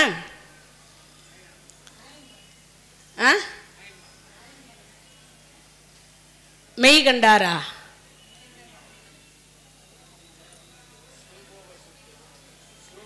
சிவஞான போதம் என்கின்ற சைவ சித்தாந்த நூலை இயற்றிய ஒரு பெருமான். என்ன பெருமான்? சிவஞான வேதம் என்று சொல்லக்கூடிய, சிவஞான போதம் என்று சொல்லக்கூடிய நூலை இயற்றிய ஒரு பெருமான் இவர்தான். சைவ சித்தாந்தத்திற்கு நூல் எழுதிய ஆசிரியர், விளக்கம் எழுதிய ஆசிரியர், தமிழாக்கம் செய்து கொடுத்த ஆசிரியர் யாரு? இவர்தான். வடமொழியில் இருந்ததை தமிழாக்கம் பண்ணி கொடுத்தார். யார் கொடுத்தது? இந்த மெய்கண்டார் அப்படின்னு சொல்லக்கூடியவர். இப்ப அவர் எப்படிப்பட்டவர், யார், எதில் இருக்கிறார் அப்படிங்கிறதெல்லாம் தெரிஞ்சுக்கங்க. அவர் எப்படி அவதாரம் செய்தார்ன்றதையும் நான் சொல்றேன். இறைவனுடைய கருணையினாலே குறவர் அப்படின்னு சொல்லக்கூடியவர்கள் சமயக்குறவர் 4 யார் யாரு?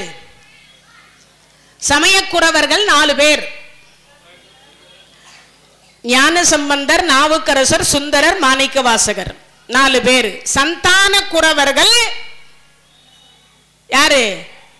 4 பேர். சந்தான குறவர்கள் 4 பேர். அந்த சந்தான குறவர்கள் 4 பேர் யார் யாரு? அதுல அகச்சந்தான குறவர்கள், புறச்சந்தான குறவர்கள்னு 2 வகை இருக்கு. அதுலயே இதெல்லாம் கொஞ்சம் என்னன்னு கேட்டா கொஞ்சம் ஒரு மாதிரி குழப்புற மாதிரி இருக்கும். ஆனா இது சைவ சித்தாந்தம். என்னன்னு கேட்டா குழப்புற மாதிரி இருக்கும். ஆனா நான் உங்களை குழப்ப மாட்டேன், விளக்கமாவே சொல்றேன். சமயக்குறவர்கள் 4 பேர், உங்களுக்கு எல்லாருக்கும் தெரியும். சந்தான குறவர்கள் இப்ப அதுல 4 பேர். அதுல 4 பேர் உள்ளத்தில் வழிபாடு செய்தவர்கள், அகக்குறவர்னு வாங்க. புறக்குறவர் 4 பேர், வெளியில இருந்து வேலை செய்தவங்க. இப்ப புரியுதா? அதுக்கு உங்களுக்கு இன்னும் விளக்கமா சொல்றேன் பாருங்க. அதுல நந்தி அடிகள் என்று சொல்லக்கூடியவரும், சனந்த குமாரர்கள் என்று சொல்லக்கூடியவரும், அதற்கு பிறகு பாத்தீங்கன்னா ஞான சத்திய ஞான தேசிகர் என்று சொல்லக்கூடியவரும், பரஞ்சோதியார், இவங்க 4 பேரும் அக சந்தான குறவர். இவங்க 4 பேரும் கைலை மலையில காவல் இருந்து கையிலே யாரெல்லாம் தரிசனம் பண்றாங்களோ அவங்களுக்கெல்லாம் இறைவனிடத்துல சொல்லி ரெக்கமெண்டேஷன் பண்ணி இவர்களுக்கு காட்சி கொடுக்க வேண்டும். என்ன நம்ம நாகராஜன் ஐயா ஒரு வார்த்தை சொன்னாருங்க, ஞாபகம் இருக்கா? பொன்னார் மேனியனே, அந்த மேனியை காண்பித்தார். எங்களுக்கெல்லாம் நிறைய பேருக்கு அந்த பாக்கியம் கிடைக்கலன்னு சொன்னாரா இல்லையா? கைலாயத்து தரிசனத்திற்கு போனா கூட எல்லாருக்கும் பொன்னார் மேனியனுடைய தரிசனம் கிடைக்காது. அந்த தரிசனம் கிடைக்காது. அந்த தரிசனம் சில பேருக்கு காண்பிப்பாங்க. அப்ப அவர் ரெக்கமெண்டேஷன் பண்ணணும். யார் ரெக்கமெண்டேஷன் பண்ணுவான்னா 4 திசைக்கு இந்த 4 அகசந்தான குறவர்கள் தான் ரெக்கமெண்டேஷன் பண்ணணும். யார்கிட்ட? சிவபெருமான் கிட்ட. இவர் ரொம்ப அடியார், உங்களை சதா சர்வகாலம் சிவனேன்னு தியானிப்பார், இவருக்கு உங்க மேனியே காட்டுங்கோ. அப்படியா? சரி. சிவபெருமான் உடனே என்ன சொல்வாரா? காட்டுவார். அப்பன்னா என்ன அர்த்தம்? அக சந்தான குறவர், இமயம், அதாவது கைலை மலையை காப்பாத்துறவங்க இவங்க 4 பேர். யார் யாரு? மறுபடியும் சொல்றேன். நந்தி அடிகள், சனந்த குமாரர், சத்திய ஞான தேசிகர், பரஞ்சோதியார், இவங்க 4 பேரும் அக சந்தான குறவர். புற சந்தான குறவர் அப்படின்னா, புற சந்தானம்னா இந்த பூமியில, இந்த பூமி இருக்கு இல்லையா, இந்த பூமியில் எல்லோருக்கும் சிவ போதனை செய்யக்கூடியவர்கள் அர்த்தம். சிவபோதனை உங்களுக்கு எப்படி நான் சொல்றதுன்னா, இப்போ நான் சொல்லிட்டு இருக்கேன் இல்லையா ஒரு சொற்பொழிவு, அதை போல சிவபெருமானுடைய பெருமைகளை, அருமைகளை, சிவபெருமானுடைய தியானத்தை, சிவபெருமானுடைய பூஜையை, சிவபெருமானுடைய தொண்டை உலக மக்களுக்கு எடுத்து சொல்லக்கூடியவர்கள் அப்படின்னு ஒரு 4 பேர். அவர்கள் தான் புறசந்தான குறவர்கள்னு. அதுல முதல்ல இருக்கக்கூடியவர் மெய்கண்டார். முதல்ல இருக்கக்கூடியவர் மெய்கண்டார். இரண்டாவதாக இருக்கக்கூடியவர் அருள் நந்தி சிவம்னு பேர். இரண்டாவது இடத்துல அருள் நந்தி சிவம்னு இருக்கார். மூன்றாவது மறை ஞான சம்பந்தம் அப்படின்னு இருக்கக்கூடியவர் மூன்றாவது. நான்காவதாக உமாபதி சிவாச்சாரியார்.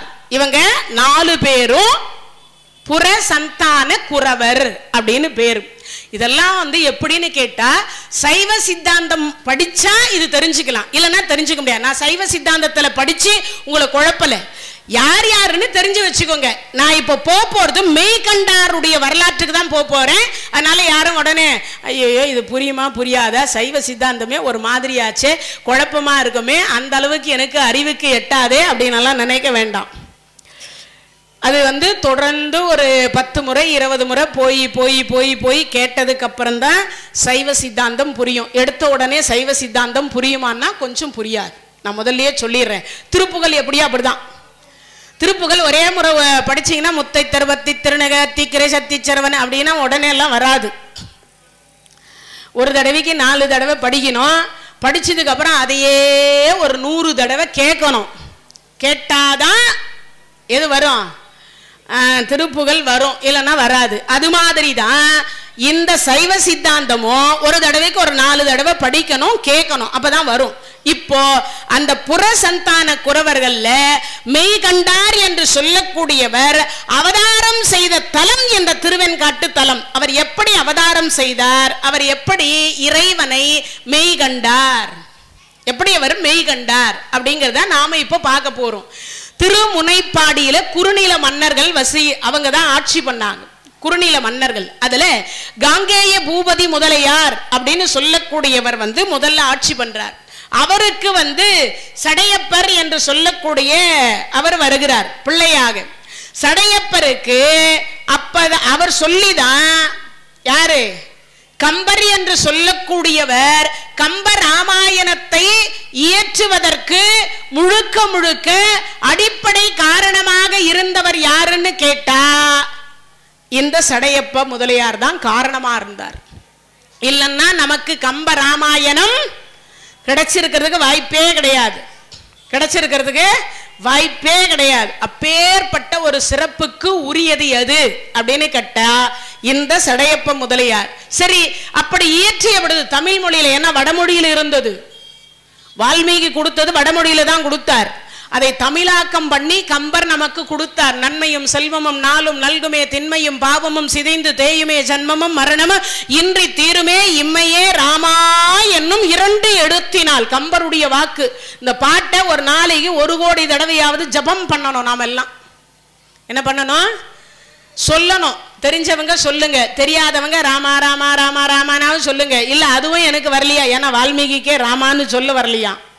மரா மரா மரா மரா மரா மரா மரான்னு மரான்னாராம். அப்புறம் தான் அது ராமான்னு வந்துச்சான் அவருக்கு. ராமான்னு சொல்ல வரல வாயில. சரி, கடைசியில என்ன சொல்றதுன்னு பார்த்தார். அவருடைய குருநாதர் சொன்னார் மரா மரா மரா மரான்னு ராமர் வந்துரும்னார். புரியுதா நான் சொல்றது? மரா மரா மரா மரான்னா என்ன வருது, கடைசியா அப்படியே உச்சரிக்கின்ற பொழுது ஒலி எப்படி கேட்கும்னா ராமா ராமான்ற மாதிரி தான் கேட்கும். அது ஆப்போசிட்ல அந்த ஒலி கேட்கிற பொழுது என்ன கேட்கும், மரா மரா மரா மரா மரான்னா என்ன அர்த்தம், ராமா மரா. அது கரெக்டா ஒலி கரெக்டா அப்படி சொல்லிதான் அவருக்கே வந்துச்சான். அதனால இருந்தாராம், வந்தாராம், போனாராம், உட்காராம், சாப்பிட்டாராம், தூங்கினாராம், பேசினாராம். ஆமா, எல்லாத்துலயும் ராமநாமம் சேர்க்கலாம், வேற எந்த நாமத்தையும் சேர்க்கவே முடியாது. வாக்கியத்துல முடிவடையாது. ஆனா ராமநாமம் மட்டும் முடிவடையும். ஏன்? மனிதனாக பிறந்து மனிதனாக வாழ்ந்து மனிதர்கள் படக்கூடிய அனைத்து விதமான இன்ப துன்பங்களை அனைத்தையுமே அனுபவித்து கடைசியாக மனிதர்களாக எப்படி நம்ம பிராணனை விடுவோமோ அதே போல பிராணனை விட்டவர் ராமபெருமான். அதனாலதான் மனித அவதாரத்துல தசாவதாரத்துல 7வது அவதாரம். அப்பேற்பட்ட சிறப்புக்குரிய அவதாரம் ராம அவதாரம். அந்த கம்பராமாயணத்தை இந்த சடையப்ப முதலியார் என்று சொல்லக்கூடியவர் சொல்லதான் கம்பரை ஏற்றினார். அப்ப எவ்வளோ பெரிய விஷயம். அந்த சடையப்ப முதலியாருக்கு ஒரு கைத்தட்டுங்களேன். இல்லைன்னா நமக்கெல்லாம் ராமாயணமே கிடைச்சிருக்காது. வடமொழியில எவ்வளவு பேர் படிப்பீங்க? பரோபகாரம் இத்தம் சரீரம். ஏதாவது புரியுதா நான் சொல்றது? வடமொழியில நான் சொல்றேன். பரோபகாரம் இத்தம் சரீரம் புரியுதா? கீதையில ஒரு வாக்குது. அஸ்வத்தாமா அதா குஞ்சர. ஏதாவது புரியுதா? புரியாது. ஏதாவது புரிஞ்சுதா? அஸ்வத்தாமா அதா குஞ்சர அப்படின்னா அஸ்வத்தாமா என்கின்ற மதம் கொண்ட யானைக்கு பீமன் யமனானான். அது அர்த்தம், தமிழாக்கம். ஆனா அதை மறைச்சு சொல்லுன்னு தர்மராஜா கிட்ட கிருஷ்ணர் சொல்லி கொடுக்கிறார். அதே போல பரோபகாரம் இதம் சரீரம்ன்றார் கீதையில. அதுக்கு என்ன அர்த்தம்? இந்த சரீரத்தினால முடிஞ்ச வரைக்கும் 4 பேருக்கு நன்மை செய், ஒருவருக்கும் தீங்கு செய்யாதே. தீங்கு செய்யாம இருந்தாவே நாமெல்லாம் புண்ணியவான்கள். தீங்கு பண்ணாம இருந்தாவே நாமெல்லாம் என்னவா இருப்போம்? புண்ணியவான்களாக இருப்போம். அப்பேற்பட்ட சிறப்பு. அப்போ அவரை நாமெல்லாம் ஒரு நிமிஷம் நினைவு கூறணும் இல்லையா? சடையப்ப முதலியார் தான் ராமாயணம் கிடைச்சதுன்னா நம்மளாம் எவ்வளவு சந்தோஷப்படணும் இல்லையா? அப்பேற்பட்ட ஒரு சடையப்பர். அந்த சடையப்பருக்கு காங்கேய பூபதி என்கின்ற பிள்ளையும் மங்களாம்பிகை என்கின்ற ஒரு பெண் குழந்தையும் பிறந்தாங்க. நாளொரு மேனியும் பொழுதொரு வண்ணமாக அவர்கள் வளர்ந்தார்கள். இந்த அம்மாவுக்கு மங்கை பருவம் வாச்சது, மங்களாம்பிகைக்கு மங்கள பருவம் வாச்சது. இப்ப மங்களாம்பிகைக்கு அந்த மங்கை பருவம் வைத்த உடனே நல்ல கணவர் வரணும். நில்லுன்னா நிக்கணும், உட்கார்னா உட்காரணும், வரதட்சணையே வாங்காத மாப்பிள்ளையா கிடைக்கணும். உண்டா இல்லையா? வரதட்சணையே வாங்காத மாப்பிள்ளையா கிடைக்கணும். எல்லாரும் பிரார்த்தனை பண்றோமா இல்லையா? ஆமா. மாமியார் மாமனார் இல்லாத வீடா இருக்கணும். அது ரொம்ப முக்கியம். ஃப்ரிட்ஜ் இருக்கணும், வாஷிங் மிஷின் இருக்கணும், ஏசி இருக்கணும், அப்புறம் என்ன இருக்கணும்? டிவி இருக்கணும், அப்புறம் வேலைக்காரி இருக்கணும், எல்லாம் இருக்கணும். ஆனா மாமனார் மாமியார் மட்டும் இருக்கலாம். எங்கேயா இங்க இருக்க கூடாது, கூட இருக்கக்கூடாது, அவ்வளவுதான் அப்படின்னு நினைச்சுக்கிறா. இப்பெல்லாம் சொல்லும் போதே அக்ரிமெண்ட் தான், பொன் கொடுக்கும் போதே. என்ன பண்றது? பெண்களை அப்படியெல்லாம் நல்ல அறிவுரை சொல்லி பெண்களை வளர்க்கணும். முக்காவாசி தனி கொடுத்தனும் தான் கேட்குறா. நானும் 3 வருஷமா தேடுறேன், இன்னும் முடிஞ்ச பாடு இல்லை. என்ன பண்றது? தலையில எழுதணும்ல, எப்ப எழுதி வச்சுக்கிறானோ அப்பதானே முடியும். அதுக்கு முன்னாடி முடிஞ்சிருமா? அவன் என்னைக்கு கங்கண முகூர்த்தத்தை கூட்டி வச்சுக்கிறானோ அது வரைக்கும் தேடு. ஆமா, அது வரைக்கும் தேடுன்னு தேட வச்சுக்கிறார். அது மாதிரி மங்களாம்பிகைக்கு நல்ல கணவர் வரணும்னு பிரார்த்தனை பண்றார். சரி, நல்ல கணவர் அப்படின்ன போது அச்சுத கலப்பாளர் அப்படின்னு சொல்லக்கூடிய பெருமானை பெண்ணாடம் அப்படின்னு சொல்லக்கூடிய இடத்திலிருந்து திருமணம் செய்யறாங்க. இவங்களுக்கு திருமுனைப்பாடையிலிருந்து பெண்ணாடம் அப்படின்னு சொல்றோம் இல்லையா? அரியலூருக்கு பக்கத்துல இருக்கும், விருத்தாச்சலம் அரியலூருக்கு பக்கத்துல பெண்ணாடம் அப்படின்னு இருக்கும். அந்த பெண்ணாடத்தினுடைய தலத்தில் இருக்கக்கூடிய அச்சுத கலப்பாளர் அப்படின்னு சொல்லக்கூடியவருக்கு இந்த மங்களாம்பிகையை திருமணம் செய்து கொடுக்கறாங்க. அப்படி செய்து கொடுத்த பொழுதுதான் கல்யாணம் ஆயிடுச்சு. பல வருஷம் ஆகிறது. ஆனா கட்டில் இருக்கு, தொட்டில் இல்லை. மனைவி நான் சொல்ல, வடநாட்டில் ஒருத்தர் சொல்றார், கல்யாணம் பண்ணிட்டார். 1 2 3 4 வயசு 98, கல்யாணம் 99. எவ்வளவு வயசு? 98, கல்யாணம் 99. அவர் சொல்றாரு, அந்த தாத்தா பேட்டி எடுக்கிறாங்க, தாத்தா என்ன தாத்தா அப்படின்னா, ஒன்னும் இல்லை, 100வது கல்யாணம் செய்தாவது நான் குழந்தையை பெற்றுக் கொள்ளுவேன். அதுல 36 மனைவி கைலாசம் போயிட்டா, மீதம் இருக்கிற மனைவிக்கு ஜீவன் அம்சம் போகுது. அப்ப அவர் எவ்வளவு வசதியானவர்னு பாருங்க. அப்பயே அவர் சொல்றார், 100வது கல்யாணம் பண்ணியாவது நான் குழந்தைய பெத்துப்பேன்ற. 100வதாவது அவன் கொடுத்தாதானே அங்க இருக்கிறதுக்கு. இல்லைன்னா அதுக்கே ஒரு பழமொழி, சட்டியில் இருந்தா அகப்பையில வரும், அப்படி அல்ல அர்த்தம். சசியில விரதம் இருந்தா அகப்பை என்கின்ற கருப்பையில குழந்தை பாக்கியம் கிடைக்கும் என்பது ஐதீகம். அதை கட்சியில் என்ன ஆயிடுது, சசின்னு போய் சட்டியில இருந்தா அகப்பையில வரும், சட்டியில இருந்தா அகப்பையில வரும்ட்டு மாறி போச்சு. ஏன்னா நம்ம பழமொழியெல்லாம் நம்ம அப்படிதான் மாத்தி வச்சிருக்கிறோம் முக்காவாசி. இப்போ குழந்தை பாக்கியம் இல்லை, குரு என்று சொல்லக்கூடியவரிடத்துல போய் கேட்கிறார். அருள்நந்தி சிவாச்சாரியார் தான் இவர்களுக்கு குரு. அவர் திருத்துறையூர்ல இருக்கார். இந்த கணவனும் மனைவியுமாக போய் காலில் விழுறாங்க. கல்யாணம், அதாவது கல்யாணம் ஆயிட்டு குழந்தை பாக்கியம் இல்லைன்னா, நான் ஏற்கனவே பல முறை பல தலைப்புகள்ல சொல்லி இருந்தாலும் மீண்டும் நினைவுபடுத்தி சொல்றேன். இதை சரிப்படுத்தினீங்கன்னாவே ஆட்டோமேட்டிக்கா உங்களுக்கு எல்லாம் குழந்தை பாக்கியம் கிடைக்கும். முதல் அடிப்படை காரணம், அமாவாசை திதி கொடுக்கலன்னா குழந்தை பாக்கியம் இருக்காது.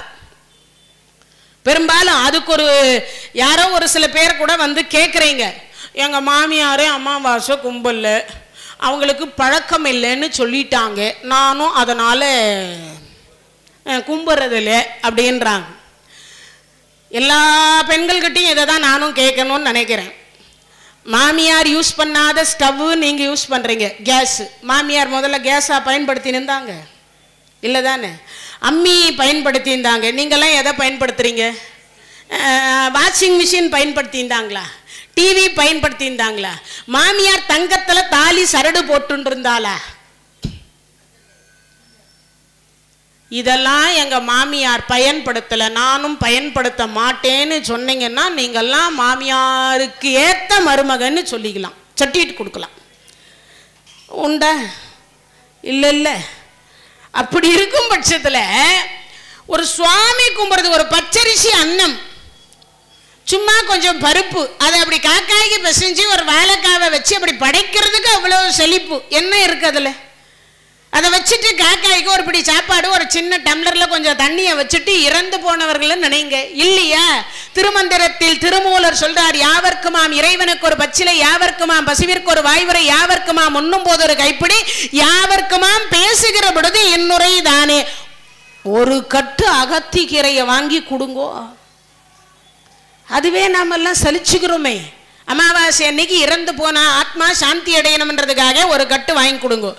மூதாதையர்கள் சாபம் இருக்குமே ஆனால் குழந்தை பாக்கியம் கட்டாகும். இது தெரிஞ்சு வச்சுக்கணும் எல்லாரும். அடுத்து ரெண்டாவது என்ன அப்படின்னு கேட்டீங்கன்னா, குலதெய்வம். குலதெய்வத்தை வழிபாடு செய்யணும். ஒரு 3 மாசத்துக்கு ஒரு தடவை, 6 மாசத்துக்கு ஒரு தடவை. நிறைய பேர் என்ன, நாங்கள் கனடாவில் இருக்கோம், லண்டனில் இருக்கோம், மலேசியாவில் இருக்கோம், சிங்கப்பூரில் இருக்கோம். நீ எங்கன்னா இரு, நீ எங்கே வேணாலும் இரு. ஒரு அடுப்பில் குலதெய்வத்திற்கு ஒரு ஒன்றும் இல்லை, ஒரு வெற்றிலையை எடுத்துட்டு இவ்வளோண்டு மஞ்சளை பிடிச்சி அங்கே வச்சுட்டு கிழக்கு நோக்கி உங்கள் அம்பாளுடைய பேர் போட்டோவோ இருந்தால் அந்த போட்டோவை அப்படி வச்சுட்டு கிழக்கு நோக்கி ஒரு பொங்கலை வைக்கணும், பச்சரிசியை பொங்கணும். பொங்கிட்டு அதில் ஒரு வெள்ளைக்கட்டியை வச்சு அந்த இறைவனுக்கு அவன் எந்த ஊரில் இருக்காளோ அந்த அம்பாளை நினைத்து ஒரு நிமிஷம் தியானம் பண்ணி ஒரு கற்பூரம் ஏற்றி ஒரு 2 வெத்தலை பாக்க வச்சு ஒரு பழத்தை வச்சு ஒரு தேங்காயை உடைச்சி வழிபாடு பண்ணுறதுக்கு என்ன நமக்கெல்லாம் கஷ்டம்? நீ எந்த ஊர்லனா இரு. அதில் கூட சில பேர் சொல்கிறா, அப்பா அம்மாவுக்கு திதி கொடுக்கணும்னா அதெல்லாம் நாங்கள் வெளிநாட்டில் இருக்கோங்க, அதெல்லாம் எங்கெங்க திதி கொடுக்க முடியும், அதெல்லாம் பண்ண முடியாதுங்க. எங்கள் அப்பா எங்கள் அம்மா என்ன வெளிநாட்டுக்கா வரப்போறா? அவ ஜீன் உங்களுடைய உடம்புல இருக்கு, அவ ஜீன் உங்க உடம்புல ரத்தத்துல இருக்கு. நீங்க அவங்களுக்கு விசா எடுக்கணும்னோ இல்ல பாஸ்போர்ட் எடுக்கணும்னோ இல்ல எங்கிருந்து ஃபிளைட் டிக்கெட் எடுக்கணும்னோ அவசியம் இல்லை. ஜீன் எங்க இருக்கோ அங்க அவ வருவா. அதனால அதை செய்யணும். ஒண்ணுமே செய்யலன்னா கூட அவளை நினைச்சு ஒரு கையெடுத்து கும்பிட்டாவது, அப்பா அம்மா போட்டோ முன்னாடி கையெடுத்தாவது ஒரு கும்பிடு போடணும் எல்லாரும் அமாவாசை அன்னைக்கு. மூதாதையர்கள் சாபம். அதே மாதிரி குலதெய்வத்தை மனசார பிரார்த்தனை பண்ணணும். குலதெய்வத்தினுடைய குலத்தை வாழ வைப்பதனால் அதற்கு குலதெய்வம்னு பேரு. குலத்தை வாழ வைக்கிறதுனால அதுக்கு குலதெய்வம்னு பேரு. குலம்னா என்னது? வம்சாவழின்னு பேர், வேற ஒன்றும் இல்லை. வயிறை வீங்க வச்சு அதுல ஒரு குழந்தை பாக்கியத்தை கொடுத்து நம்ம வம்சத்தை தலைக்க செய்யக்கூடியவர்கள் குலதெய்வம். வாழையடி வாழையாக வாழ வைக்கக்கூடியதற்கு குலதெய்வம்னு பேரு. குலத்தை வாழ வைக்கக்கூடியவள், அவளுக்கு ஒரு பொங்க வைக்கணும், அவ்வளவுதான். அதுவும் இல்லைன்னா ஒரு மாவிளக்கு, பச்சரிசி மாவு இருக்கு இல்லையா, அதுல ஒரு 2 விளக்கேற்றணும் அந்த அம்பாளுக்கு. குலதெய்வம்னா மாவிளக்கேற்றணும் அம்பாளுக்கு. வெள்ளிக்கிழமை செவ்வாய்க்கிழமையில கூட வீட்லயே வச்சு ஏத்தலாம். அவ படம் இருந்துச்சுன்னா அந்த படத்தை முன்னாடி வச்சு ஏத்தலாம், தாராளமா ஏத்தலாம், ஒன்றும் தப்பு கிடையாது. இது குலதெய்வ சாபம் இருக்குமே ஆனா குழந்தை பாக்கியம் கட்டாகும். இதெல்லாம் தெரிஞ்சு வச்சுக்கணும். குலதெய்வத்தினுடைய சாபம் இருந்தா குழந்தை பாக்கியம் கிடைக்காது. அதனால நிறைய ஜோதிடர்கள் சொல்லுவாங்க, குலதெய்வத்தை வழிபாடு பண்ணியா போனியா சுவாமி அப்படின்னா என்னன்னு தெரியாது. இங்கிருந்து பழனிக்கு நடப்பயணம் போவாங்க. 48 நாள் யாருக்கு ஐயப்ப சுவாமிக்கு மாலை போட்டுட்டு பொடி நடையா நடந்து போறேன்னு பிரார்த்தனை பண்ணிப்பாங்க, போவாங்க. ஆனா என்ன ஒண்ணுன்னா குலதெய்வத்தை மட்டும் கண்டுக்கவே மாட்டாங்க. அப்புறம் எங்கிருந்து நமக்கு குலகம் சரியாகிறது? சில பேர் குலதெய்வமே தெரியாதுன்னு சொல்லுவாங்க. ஒரு 10 அம்பாளுடைய பெயரை ஒரு சொம்புல எழுதி போட்டு குலுக்கி பல்லு விழுந்து முளைக்காத குழந்தைய விட்டு எடுக்க சொல்லி, அந்த தெய்வம் எந்த தெய்வம் வருதோ அந்த தெய்வத்தை நீங்க இஷ்ட தெய்வமாக வழிபாடு பண்ணுங்க. உங்க குழந்தைக்கு வருகிற பொழுது அது ஆட்டோமேட்டிக்கா குலதெய்வமாக மாறி போயிடும். இது எல்லாரும் தெரிஞ்சுக்கிறதுக்காக சொல்றேன். இப்ப 2 சாபம் புரிஞ்சுச்சா? ஒன்னு மூதாதையர் சாபம், இன்னொன்று குலதெய்வ சாபம். இது 2 காரணத்தினால குழந்தை பாக்கியம் கட்டாகும். 3வது காரணம் உங்களுக்கு தெரிஞ்சதுதான், சிவன் சொத்து. மொத்தத்துல கோயில் சொத்து, மொத்தத்துல கோயில் சொத்து. நமக்கு சொத்து சேர்த்து வைக்கணும். நம்ம தாத்தா பாட்டி அப்பா அம்மா யாராவது 21 தலைமுறையில, அப்பம்மான்னு கூட இல்லை, 21 தலைமுறையில யாராவது ஒருவர் செய்திருந்தால் அந்த பாவமாகப்பட்டது நம்மை சூழும். அந்த பாவம் நம்ம சேரும். அப்படி சேருகிற பொழுது நமக்கு என்ன கிடைக்காது? எங்கிருந்து எடுக்கப்பட்டதோ அந்த சொத்துக்கள் மீண்டும் அதே கோயிலுக்கு போய், நமக்கு வாரிசு இல்லைன்னா எங்க போய் சேரும்? கோயிலுக்கு போய் சேரும் இல்லையா? அந்த சொத்து மீண்டும் எடுக்கப்படும். அப்பன்னா வாரிசை கட் பண்ணுவார்னு அர்த்தம். அதனால்தான் சிவன் சொத்து குலநாசம், மொத்தத்துல கோயில் சொத்து குலநாசம். இப்ப இந்த 3 காரணம் யாருக்கு இல்ல? மங்களாம்பிகைக்கும் இல்ல, அச்சுத கலப்பாளருக்கும் இல்ல, அவருக்கும் இல்ல. குரு கிட்ட போய் அருள்நந்தி சிவாச்சாரியார் இடத்துல போய் திருத்துறையில போய் கேட்கிறார். அவர் அங்கதான் வாழ்ந்துட்டு இருக்கார், அவர் தான் அவருக்கு குரு. அவர்கிட்ட போய் கேட்கிறார், சுவாமி நான் சிவ தொண்டு செய்யறேன். ஏன்னா இவர் சாதாரணமானவர் கிடையாது, அச்சுத கலப்பாளர் சாதாரணமான கிடையாது, சிவ தொண்டு செய்வதில் சிறந்தவர். அதை வச்சுதான் சடையப்பர் இந்த மங்களாம்பிகையை அவருக்கு கல்யாணம் பண்ணி கொடுத்தார். ரொம்ப நல்ல பையனா இருக்கானேன்னு. அப்படி இருக்கும் பட்சத்தில் ஏனோ தெரியல எங்களுக்கு குழந்தை பாக்கியம் இல்லைன்னார். அப்போ என்ன சொல்றாருன்னா, இந்த அருள்நந்தி சிவாச்சாரியார் சொல்றார், நீங்க போய் திருவெண்காடு அப்படின்னு சொல்லக்கூடிய தலத்துல போய் சூரிய தீர்த்தம் சந்திர தீர்த்தம் என்று சொல்லக்கூடிய அக்னி தீர்த்தம், இந்த 3 தீர்த்தத்திலையும் நீராடி ஒரு 48 நாள் விரதம் இருந்து கணவனும் மனைவியுமாக அந்த இறைவனை வழிபாடு செய்யுங்கோ சில காலம்னா. 2 பேரும் இப்படி சில காலம் அங்க பூஜை பண்றா. பூஜை பண்ண உடனே சிவபெருமான் காட்சி கொடுக்கிறார். எங்க கனவுல காட்சியெல்லாம் கொடுப்பாரா? ஒரு கேள்வி வரும். என்ன கொடுப்பாரு? காட்சி கொடுப்பாரா அப்படின்னு ஒரு கேள்வி வரும். இந்த அருள்நந்தி சிவாச்சாரியார் இடத்துல போய் இவர் கேட்டார் இல்லையா? அப்படி கேட்கிற பொழுது இன்னைக்கும் அந்த வழக்கங்கள் எல்லாம் உண்டு. அந்த திருமுறை இருக்கு இல்லையா, 12 திருமுறை. அந்த 12 திருமுறையும் ஓலைச்சுவடியில் இருக்கும். இந்த ஓலைச்சுவடிகள்ல இருக்கும். அந்த ஓலைச்சுவடியில் இருக்கிற பொழுது அதுல நூல் விடுவாங்க. இந்த நூல் விடுற பழக்கம் இருக்கும். அந்த நூலை எடுத்து எந்த பகுதியில போடுறாங்களோ அந்த பகுதியில என்ன பாடல் வருதோ அதன் பிரகாரம் அவர்கள் நடக்கணும்ன்றது அர்த்தம். இவர் நூல் போட்டார் அந்த அருள்நந்தி சிவாச்சாரியார் இடத்துல. அப்ப வந்தது திருஞான சம்பந்தரனுடைய பதிகம் வந்தது. அதுல யாரு? திருஞான சம்பந்தனுடைய திருவெண்காட்டு பதிகம் வந்தது. பேயடைய பிரிவு எய்தும் பிள்ளையோனோடு உள்ள நினைவு ஆயினவே வரம் பெறுவர், ஐயுற வேண்டா ஒன்றும் பேய ஆன தோல் உமை பங்கன் வெண்கண்ணிட்டு முக்குல நீர் தோய் வினையார் அவர் தம் தோய வந்து வினையுமே. தீவினை வினையுமேன்றார். தீவினை வராது இருக்கும். எங்க? அந்த 3 தீர்த்தத்துல நீரான முக்குல நீர் தோய் வினையார் அவர் தம்மை தோய வந்தி வினையே அப்படின்றார். அப்புறம் என்னது? வினை வாராதுன்றார். ஏதாவது வினை இருக்குமானாலும் அந்த குடத்துல மூழ்கி எழுந்தா அந்த வினை அதோடு தீர்ந்து விடும், ஏற்கனவே இருந்தாலும் தீர்ந்து போயிடும் அப்படின்றார். இதை சொன்ன உடனே இறைவனை அது பிரகாரம் இவங்க வணங்குறாங்க, திருவெண்காட்டை வணங்குறாங்க கணவன் மனைவி. இப்படி திருவெண்காட்டு தலத்துல கணவனும் மனைவியும் வணங்கிய பொழுது கணவன் சிவபெருமான் சொல்றார், ஞான சம்பந்தரை போன்று உனக்கு ஒரு பிள்ளை தரேன். என்ன தரேன்?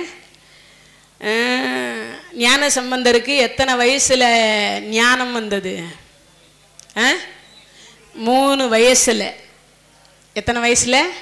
3 வயசுல. அந்த ஞான சம்பந்தருக்கு ஈடான ஒரு பிள்ளைய கொடுத்தார். யார் அவரு? ஈடான பிள்ளைய. அப்போ மனைவி மணி வயிறு வாய்த்தது. நல்லதொரு சுப முகூர்த்தத்துல குழந்தை பிறந்தது. குழந்தை பிறந்த உடனே சடையப்பர் தாய் வீட்டில் தானே குழந்தை பிரசவம் என்பது எங்க நடக்கும்? தாய் வீட்டில் நடக்கும். ஒரு 2 வருஷம் குழந்தை அங்க இருந்தார். திருமுனைப்பாடியில ஒரு 2 வருஷம் இருக்கிறார். அப்படி இருந்த பொழுது அங்க இருக்கக்கூடிய யாருகிட்ட இந்த குழந்தை பார்த்தீங்கன்னா அருள்நந்தி சிவாச்சாரியார் இடத்துல அங்க பாடம் படிக்குது. 2 வயசு குழந்தை.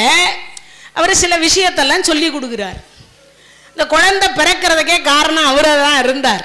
அவர் சொல்லி தான் இவங்க வழிபாடே பண்ணாங்க. இப்போ 2 வயசு அந்த குழந்தைக்கு. அந்த குழந்தைக்கு அப்படி 2 வயசு இருக்கிற பொழுது அப்போ பரஞ்சோதியாருக்கு ஒரு ஆசை.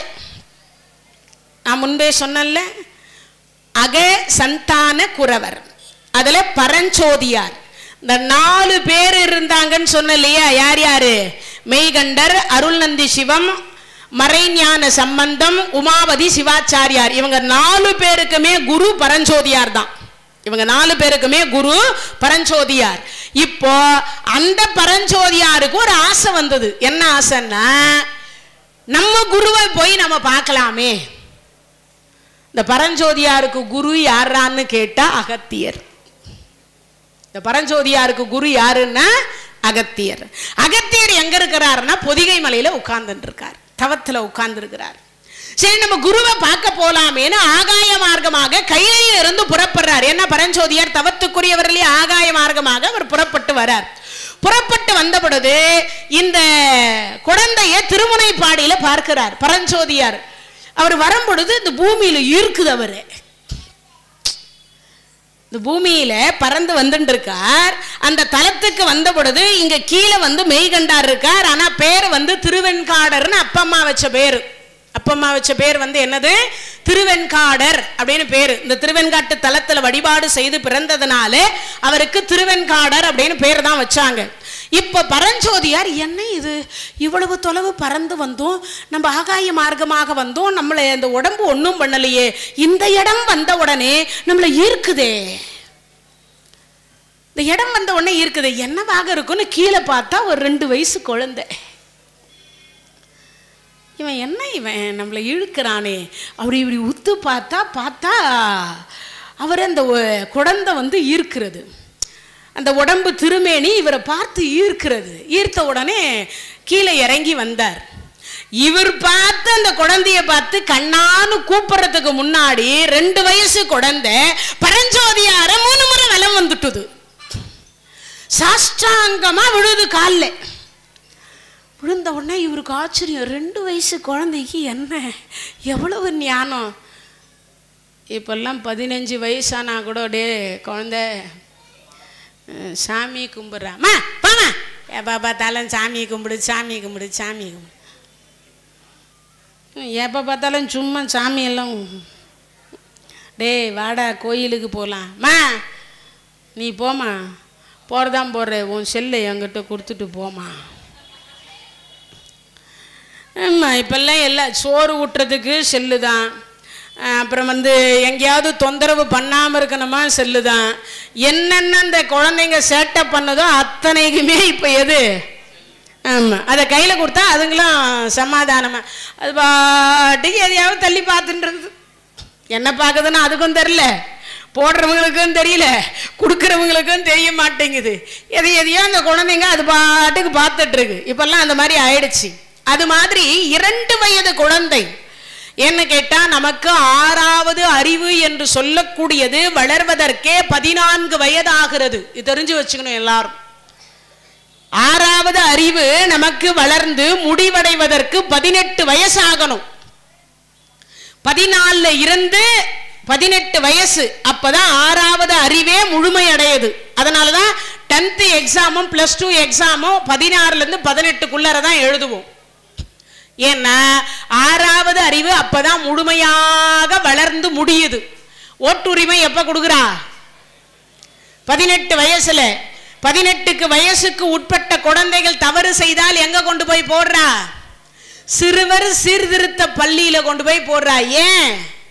இன்னும் 6 அறிவு அந்த குழந்தைங்களுக்கு முழுமையாக வளரல. தப்பு எது சரி எது என்று இன்னும் அந்த குழந்தைகளுக்கு பக்குவப்படவில்லை, தெரியவில்லை. அப்படிங்கிறதுக்காக சொல்றாங்க. இன்னைக்கு வரைக்கும் அது நடந்துட்டு இருக்கு. அப்பேற்பட்ட சிறப்பு 2 வயசு குழந்தைக்கு ஞானம் இருக்குமா? 2 வயசு குழந்தை. அந்த 2 வயசு குழந்தைக்கு என்ன இருக்கும் யோசிச்சு பாருங்க. 2 வயசு குழந்தை நம்மலாம் இப்பெல்லாம், ஆனால் ஒரு சில குழந்தைங்க இப்போ சொன்னால் ஓடி போய் அதுவே சாமி கும்பிடுது. சில குழந்தைங்கள்லாம் பார்த்தீங்கன்னா தத்து புத்துன்னு சில நாமமெல்லாம் சொல்லுது, சில மந்திரமெல்லாம் சொல்லி கொடுத்தா சொல்லிக்கிறாங்க. குழந்தைங்களே இப்போது சமீபத்தில் எல்லாம் பார்த்தீங்கன்னா சொல்லி கொடுத்தா. அதே மாதிரி சில வீடுகளில் நல் ஒழுக்கத்தில் பிள்ளைங்களை வளர்க்கணும்னு தேவாரத்தையும் திருப்புகளையும் போட்டு கேட்க விடுறா. தொட்டிலில் பக்கத்துலேயே நான் ஒரு வீட்டுக்கு, சிவடியார் அவர் வீட்டுக்கு போயிருந்தேன். அந்த வீட்டில் பார்த்தீங்கன்னா திருப்புகள் ஓடின்னு இருக்கு. பக்கத்தில் இந்த குழந்தை சைலண்டாக தொட்டில்ல அது பாட்டுக்கு படுத்துன்னு இருக்கு. கையசைக்கல. நான் தூங்கின்னு இருக்குதாங்காட்டின்னு நினச்சேன். அப்புறம் பார்த்தா அது கொட்டையே கண்ணு முடிச்சுட்டு இருக்கு. சரி என்னதான் பண்ணுதுன்னு பார்க்கலான்னு அந்த செல்லை ஆஃப் பண்ண உடனே கத்த ஆரம்பிச்சது. மறுபடியும் அந்த திருப்புகளை ஆன் பண்ண உடனே அது பாட்டுக்கு சைலண்டாக இருந்தது. நான் சொன்னேன், உண்மையிலேயே உங்கள் வளர்ப்பை நான் சந்தோஷப்படுறேன், தலை வணங்குறேன்னு சொன்னேன். ஏன்னு கேட்டால் நம்ம எல்லாம் பிள்ளைகளுக்கு எதை சொல்லி கொடுக்கணுமோ அதெல்லாம் சொல்ல மாட்டேன்ற. இப்பெல்லாம் என்னது, என் குழந்தை நல்ல சினிமா பாட்டு பாடுவான். உண்மையிலேயே சின்ன குழந்தைங்களை கூட பைபிள் கொடுத்து கூட்டு போறா. ஞாயிற்றுக்கிழமை பார்த்துக்கிறீங்களா? அதே மாதிரி இவ்வளோண்டு ஆன உடனே தலையில் தொப்பி போட்டு மேலே ஒரு இதை போட்டு என்ன கூட்டிட்டு போறாங்க. உண்டா இல்லையா?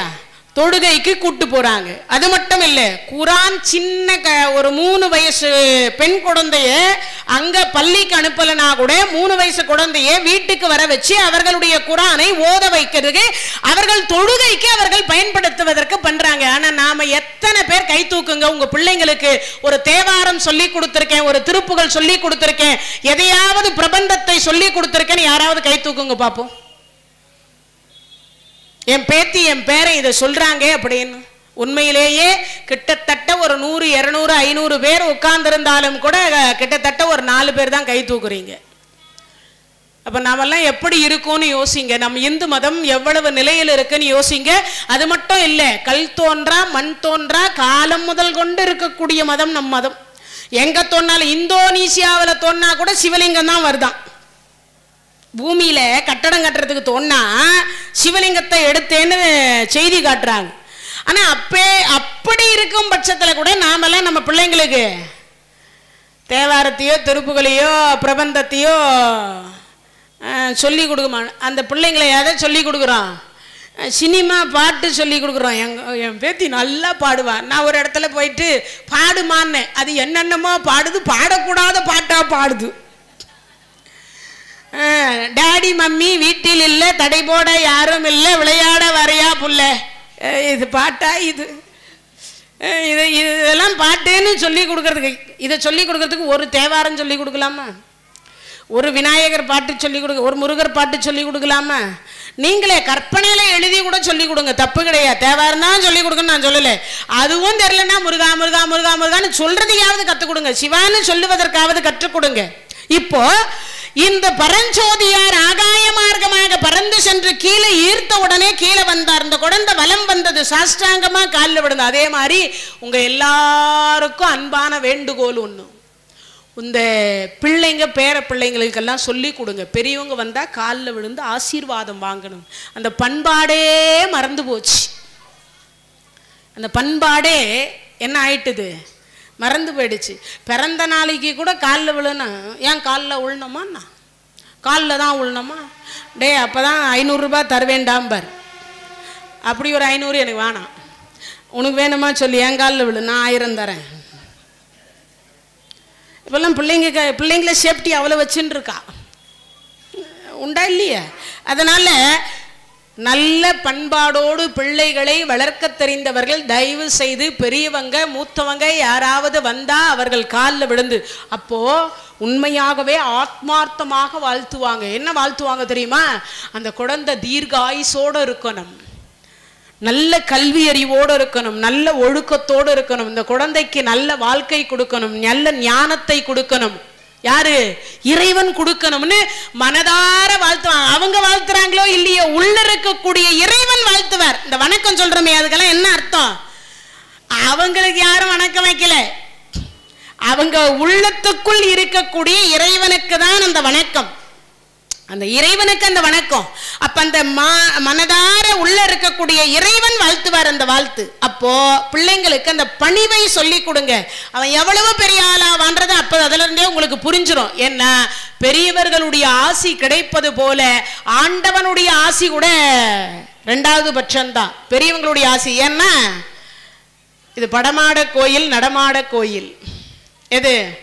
இது படமாட கோயில், இது நடமாட கோயில். எது? பெரியவங்க ஆசி எல்லாம் நடமாடுறது ஆசீர்வாதம். அது படமாட கோயில். நம்மளா வந்து அங்க பார்த்தாதான் அவர் ஆசீர்வாதம். அப்ப கூட அவர் எந்த நிலையில இருந்து நம்மளை ஆசீர்வாதம் பண்ணுவார், எப்போ பண்ணுவார்? ஏன்னா அவர் பார்வை நம்ம மேல படணும். நாம அவரை பார்க்கறது பெரிய விஷயமே இல்லை, நாம அவரை பார்க்கறது பெரிய விஷயம் இல்லை, அவர் நம்மை பார்க்கணும். எப்ப பார்ப்பாருன்னு நமக்கே தெரியாது. அதனால பெரியவங்களை வணங்கணும். இங்க திருவெண்காடர் என்கின்ற மெய்கண்டார் பரஞ்சோதியாரை வணங்குறார். அப்படி வணங்கியவர் பார்த்தார், வணங்கி முடிச்சார். வணங்கி முடிச்ச உடனே அப்பதான் அவர் சொல்லி கொடுக்கிறார். 2 வயசு குழந்தைக்கு என்ன சொல்லி கொடுக்கிறார்? சிவஞான போதம் என்று சொல்லக்கூடிய சிவபெருமானுடைய வழிபாட்டு முறைகளை, சைவ சித்தாந்த முறையை பரஞ்சோதியார் கத்துக் கொடுத்தார். 2 வயசு குழந்தை கேட்டுது. பரஞ்சோதியார் கேட்கிறார், திருப்பி சொல்லு. கட கட கட கட கட கடன்னு அந்த குழந்தை ஒப்படைக்கிறான். பரஞ்சோதியார் பார்த்தார், என்னடா இது, சொல்லி கொடுக்குற என்னாலேயே கற்றுக்க முடியாதே, சொல்லி கொடுக்குற என்னாலேயே இதை என்ன பண்ண முடியாது, திருப்பி சொல்ல முடியாது. 2 வயசு குழந்தை இவ்வளவு அழகா திருப்பி சொல்றானே. அதுவும் அவன் சொல்லக்கூடிய இந்த சொல்லுகிற பொழுது இந்த ஒரு மயக்கத்தோடு சொல்லும் தெரியுமா, ஆத்மார்த்தமாக சொல்லுவாங்க தெரியுமா, அந்த மாதிரி சொல்கிறான். ஏதோ ஒரு 10-20 வருஷத்துக்கு முன்னாடி அந்த சிவஞானத்தையே இவன் உணர்ந்தவன் போல சொல்கிறான் அந்த குழந்தை சைவ சித்தாந்தத்தை. எப்படி இருக்கும் பரஞ்சோதியாருக்கு? குழந்தையை எடுத்து அப்படியே அள்ளி அணைத்து உச்சி மோந்து முத்தமிட்டு மெய்கண்டார் என்று பெயர் வச்சார். என்ன பேரு? என்ன, நமக்கெல்லாம் 10 வாட்டி பாராயணம் பண்ணா கூட வரமாட்டேங்குது.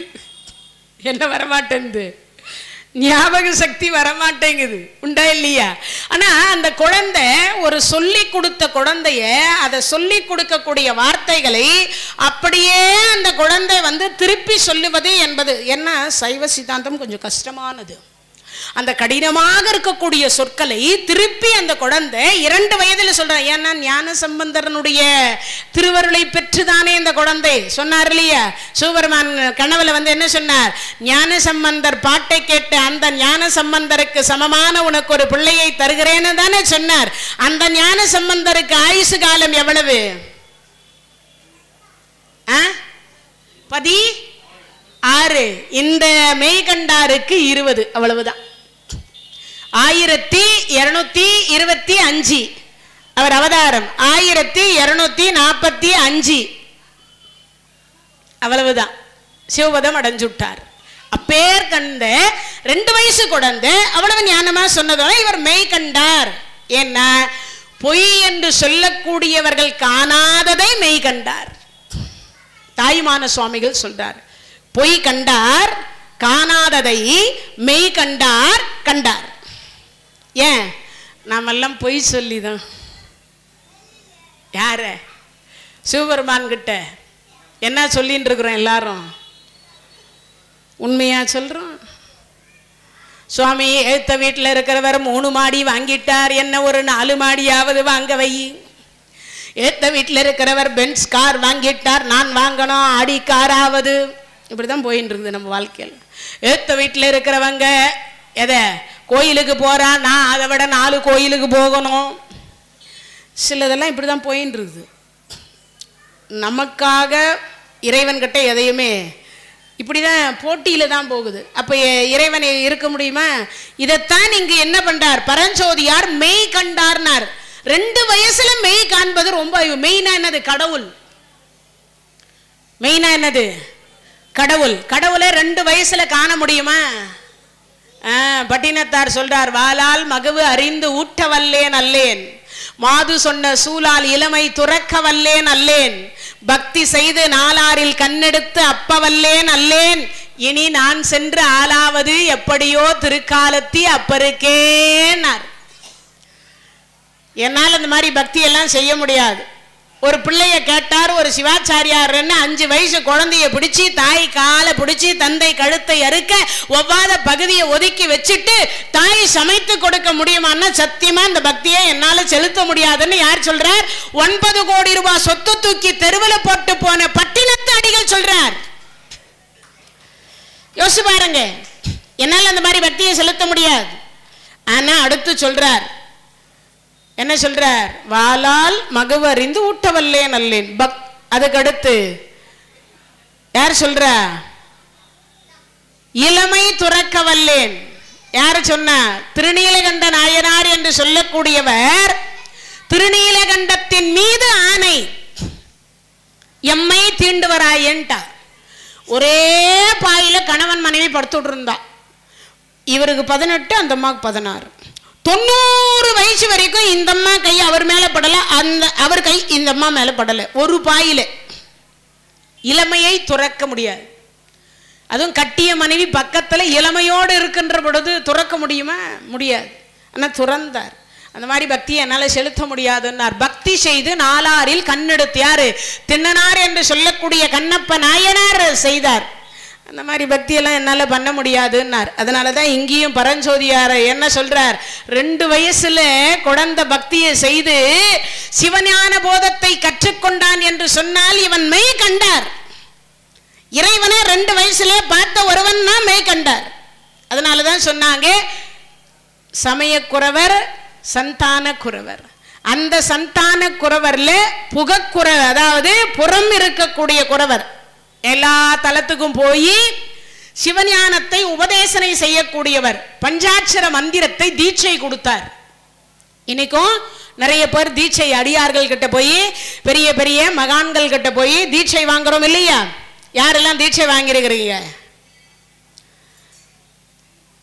தீட்சை வாங்கினா திருநீரு அணியணும், கழுத்துல உத்ராட்சம் இருக்கணும். சிவதீட்சை வாங்கினா, பஞ்சாட்சர மந்திரம் வாங்கினா, முருகவ நாம தீட்சை வாங்கணும். என்ன வாங்கணும்? தீட்சை என்பது வாங்கணும். குரு எந்த வழியை சொல்லி கொடுக்கிறாரோ அதன் வழியை பின்பற்றணும். சதா சர்வகாலம் காலை மாலை இறைவனை ஒரு முறையாவது கண்ணார காணணும். அந்த இறை நாமத்தை வைத்து வழி வந்தா கூட ஐயோன்னு சொல்லாம அந்த நாமத்தை தவிர வேற நாமத்தை சொல்லக்கூடாதுன்னு அர்த்தம். தீட்சை வாங்கிட்டா ஏதோ நானும் தீட்சை வாங்கினேன் பேருக்கு வாங்கினேன் அப்படின்னு எல்லாம் வாங்கி கூடாது. அதன் வழி பிரகாரம் முறை என்னமோ அதன் பிரகாரம் நடக்கணும்.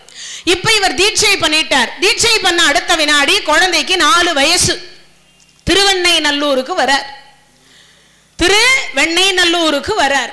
அப்படி வந்தவரை என்ன பண்றாருன்னா, அங்க இருக்கக்கூடிய பொல்லா பிள்ளையார், திருநாரை ஊர்ல பொல்லா பிள்ளையார் எப்படி உண்டோ அதே மாதிரி திருவெண்ணைநல்லூர்லயும் பொல்லா பிள்ளையார் உண்டு. இந்த பொல்லா பிள்ளையார்கிட்ட போய் உட்காந்துப்பார். எப்ப பார்த்தாலும் அந்த சாமி கிட்ட பேசுவார். யாரு? 4 வயசு மெய் கண்டார். யார்கிட்ட பேசுறாரு? பிள்ளையார்கிட்ட பேசுறார். பிள்ளையார் சொல்லி கொடுக்கிறார் சிவஞான போதத்தை. என்ன சொல்றார்? சிவஞான போதத்தை பிள்ளையார் சொல்லு. அப்படி கற்றுக் கொடுக்க இவருக்குன்னு சில மாணவர்கள் சேர்ந்தாங்க. எத்தனை வயசுல? 4 வயசுல. நமக்கெல்லாம் 40 வயசு ஆனா கூட என்ன சேர்க்க மாட்டேன்றோம். கற்றதை ஒரு 4 பேருக்கு சொல்லி கொடுங்கன்னா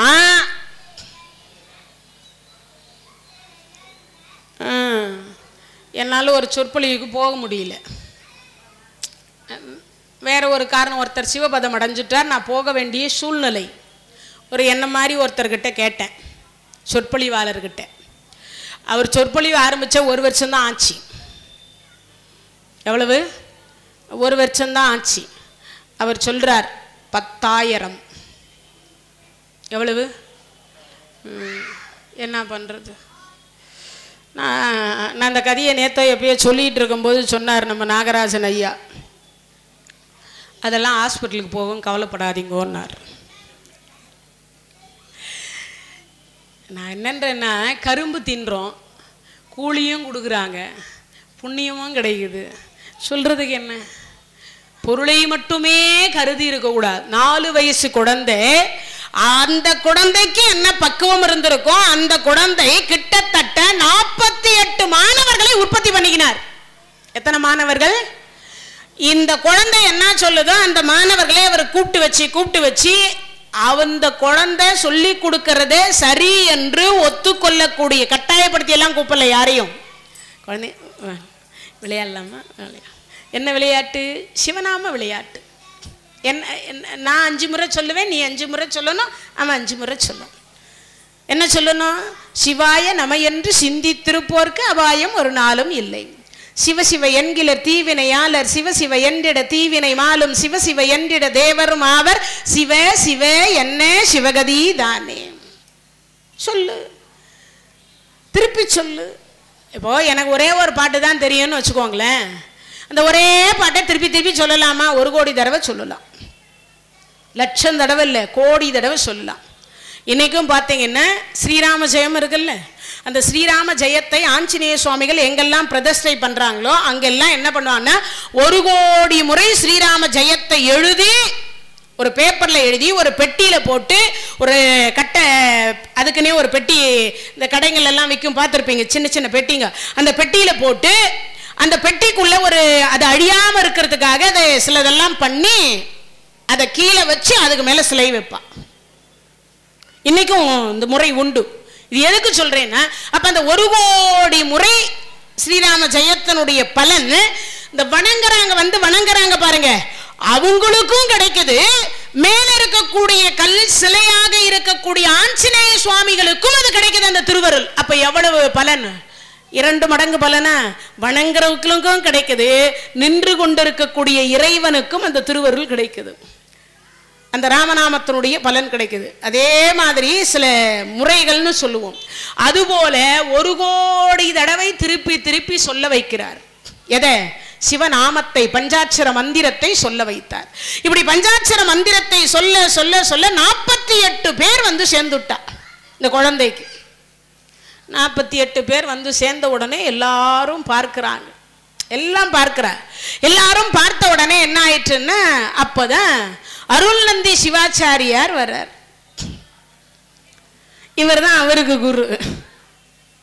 இவர் தான் அவருக்கு முதல்ல 2 வயசுல இருக்கும் போது சொல்லி கொடுத்தாரு இல்லையா குரு. அப்பம்மாவே போய் அவர்கிட்ட வணங்குறாங்க, ஏன்னா நமக்கு பிள்ளை பாக்கியத்தை கொடுத்தவரேன்னு. ஆனா அந்த குழந்தை மட்டும் வணங்கல.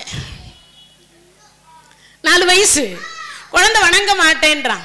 அப்படி வணங்க மாட்டேன்னு சொல்லுகிற பொழுது அப்பதான் பார்க்கிறார், இது என்ன இது, குழந்தை வணங்க மாட்டேன்றானே, 4 வயசு பிஞ்சிலே பழுத்தது போலுக்குது. இப்போ நிறைய பேர் சொல்லுவோம்ல, அது கொஞ்சம் வாய் துடுக்கா பேசுதுங்க, வாய் கொஞ்சம் துடுக்கா பேசுதுங்க, சில பேர் சொல்லுவோம். இப்படி சொல்லிக்கொண்டே இருக்கின்ற பொழுது அருள்நந்தி சிவம் இந்த குழந்தை வந்து வணங்க மாட்டேன்றானே, இந்த குழந்தை வந்து வணங்க மாட்டேங்கிறானேன்னு யோசித்து யோசித்து ரொம்ப நேரம் பார்க்கிறார். அவன் வந்து வணங்கலை. வணங்காத பொழுது பார்த்தார், என்ன இந்த மாணாக்கள் எல்லாரையும் வச்சு பாடம் நடத்தின்னு இருக்கார். இந்த பாடத்தை கேட்க கேட்க அருள்நந்திக்கு இது என்ன, இது நமக்கே தெரியாதெல்லாம் இவன் சொல்லின்னு இருக்கான், இந்த மாதிரி எல்லாம் உண்டான அவருக்கு ஒரு ஆச்சரியம். அப்படி ஆச்சரியமாக இருக்கின்ற பொழுது அப்பதான் இவர் சொல்லி கொடுக்கிறார். பிள்ளைகள் கிட்ட என்ன சொல்லி கொடுத்தான்?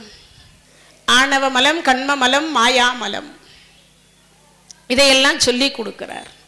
ஓ, இவ்வளவு சொல்லி கொடுக்கிறானா இந்த வயசுலையா? ஆமா. உடனே இவர் போய் கேட்டார், ஆணவ மலம் எது? அருள்நந்தி போய் கேட்கிறார் யாருகிட்ட? மெய்கண்டார்கிட்ட போய் கேட்கிறார், ஆணவ மலம் எதுன்னார். இப்படி இந்த விரலை காட்டி இப்படி நீட்டினார். ஆணவ மலம் என்பது இந்த விரலை காட்டினார். இந்த நீட்ட உடனே அவருக்கு புரிஞ்சு போச்சு, நாம தான். அறிவு எங்கு இருந்தாலும் அவரை பணியணும், மதிக்கணும். குழந்தை வனங்களேன்றதுக்காக அவனுக்கு அறிவில்லைன்னு சொல்ல முடியாது இல்லையா? சிவஞான போதத்தையே அவர் கரைச்சி குடிச்சுட்டார். இவருக்கே பாடம் சொல்லி கொண்டிருக்கிறார். இந்த விரலை நீட்டி அடுத்த வினாடி சுட்டி காட்டிய உடனே நமக்கு தான் ஆணவ மலம் என்பதை உணர்ந்து உடனே போய் சாஷ்டாங்கமா 4 வயசு குழந்தை கிட்ட அருளந்தி சிவம் போய் அப்படியே விழுந்தார்.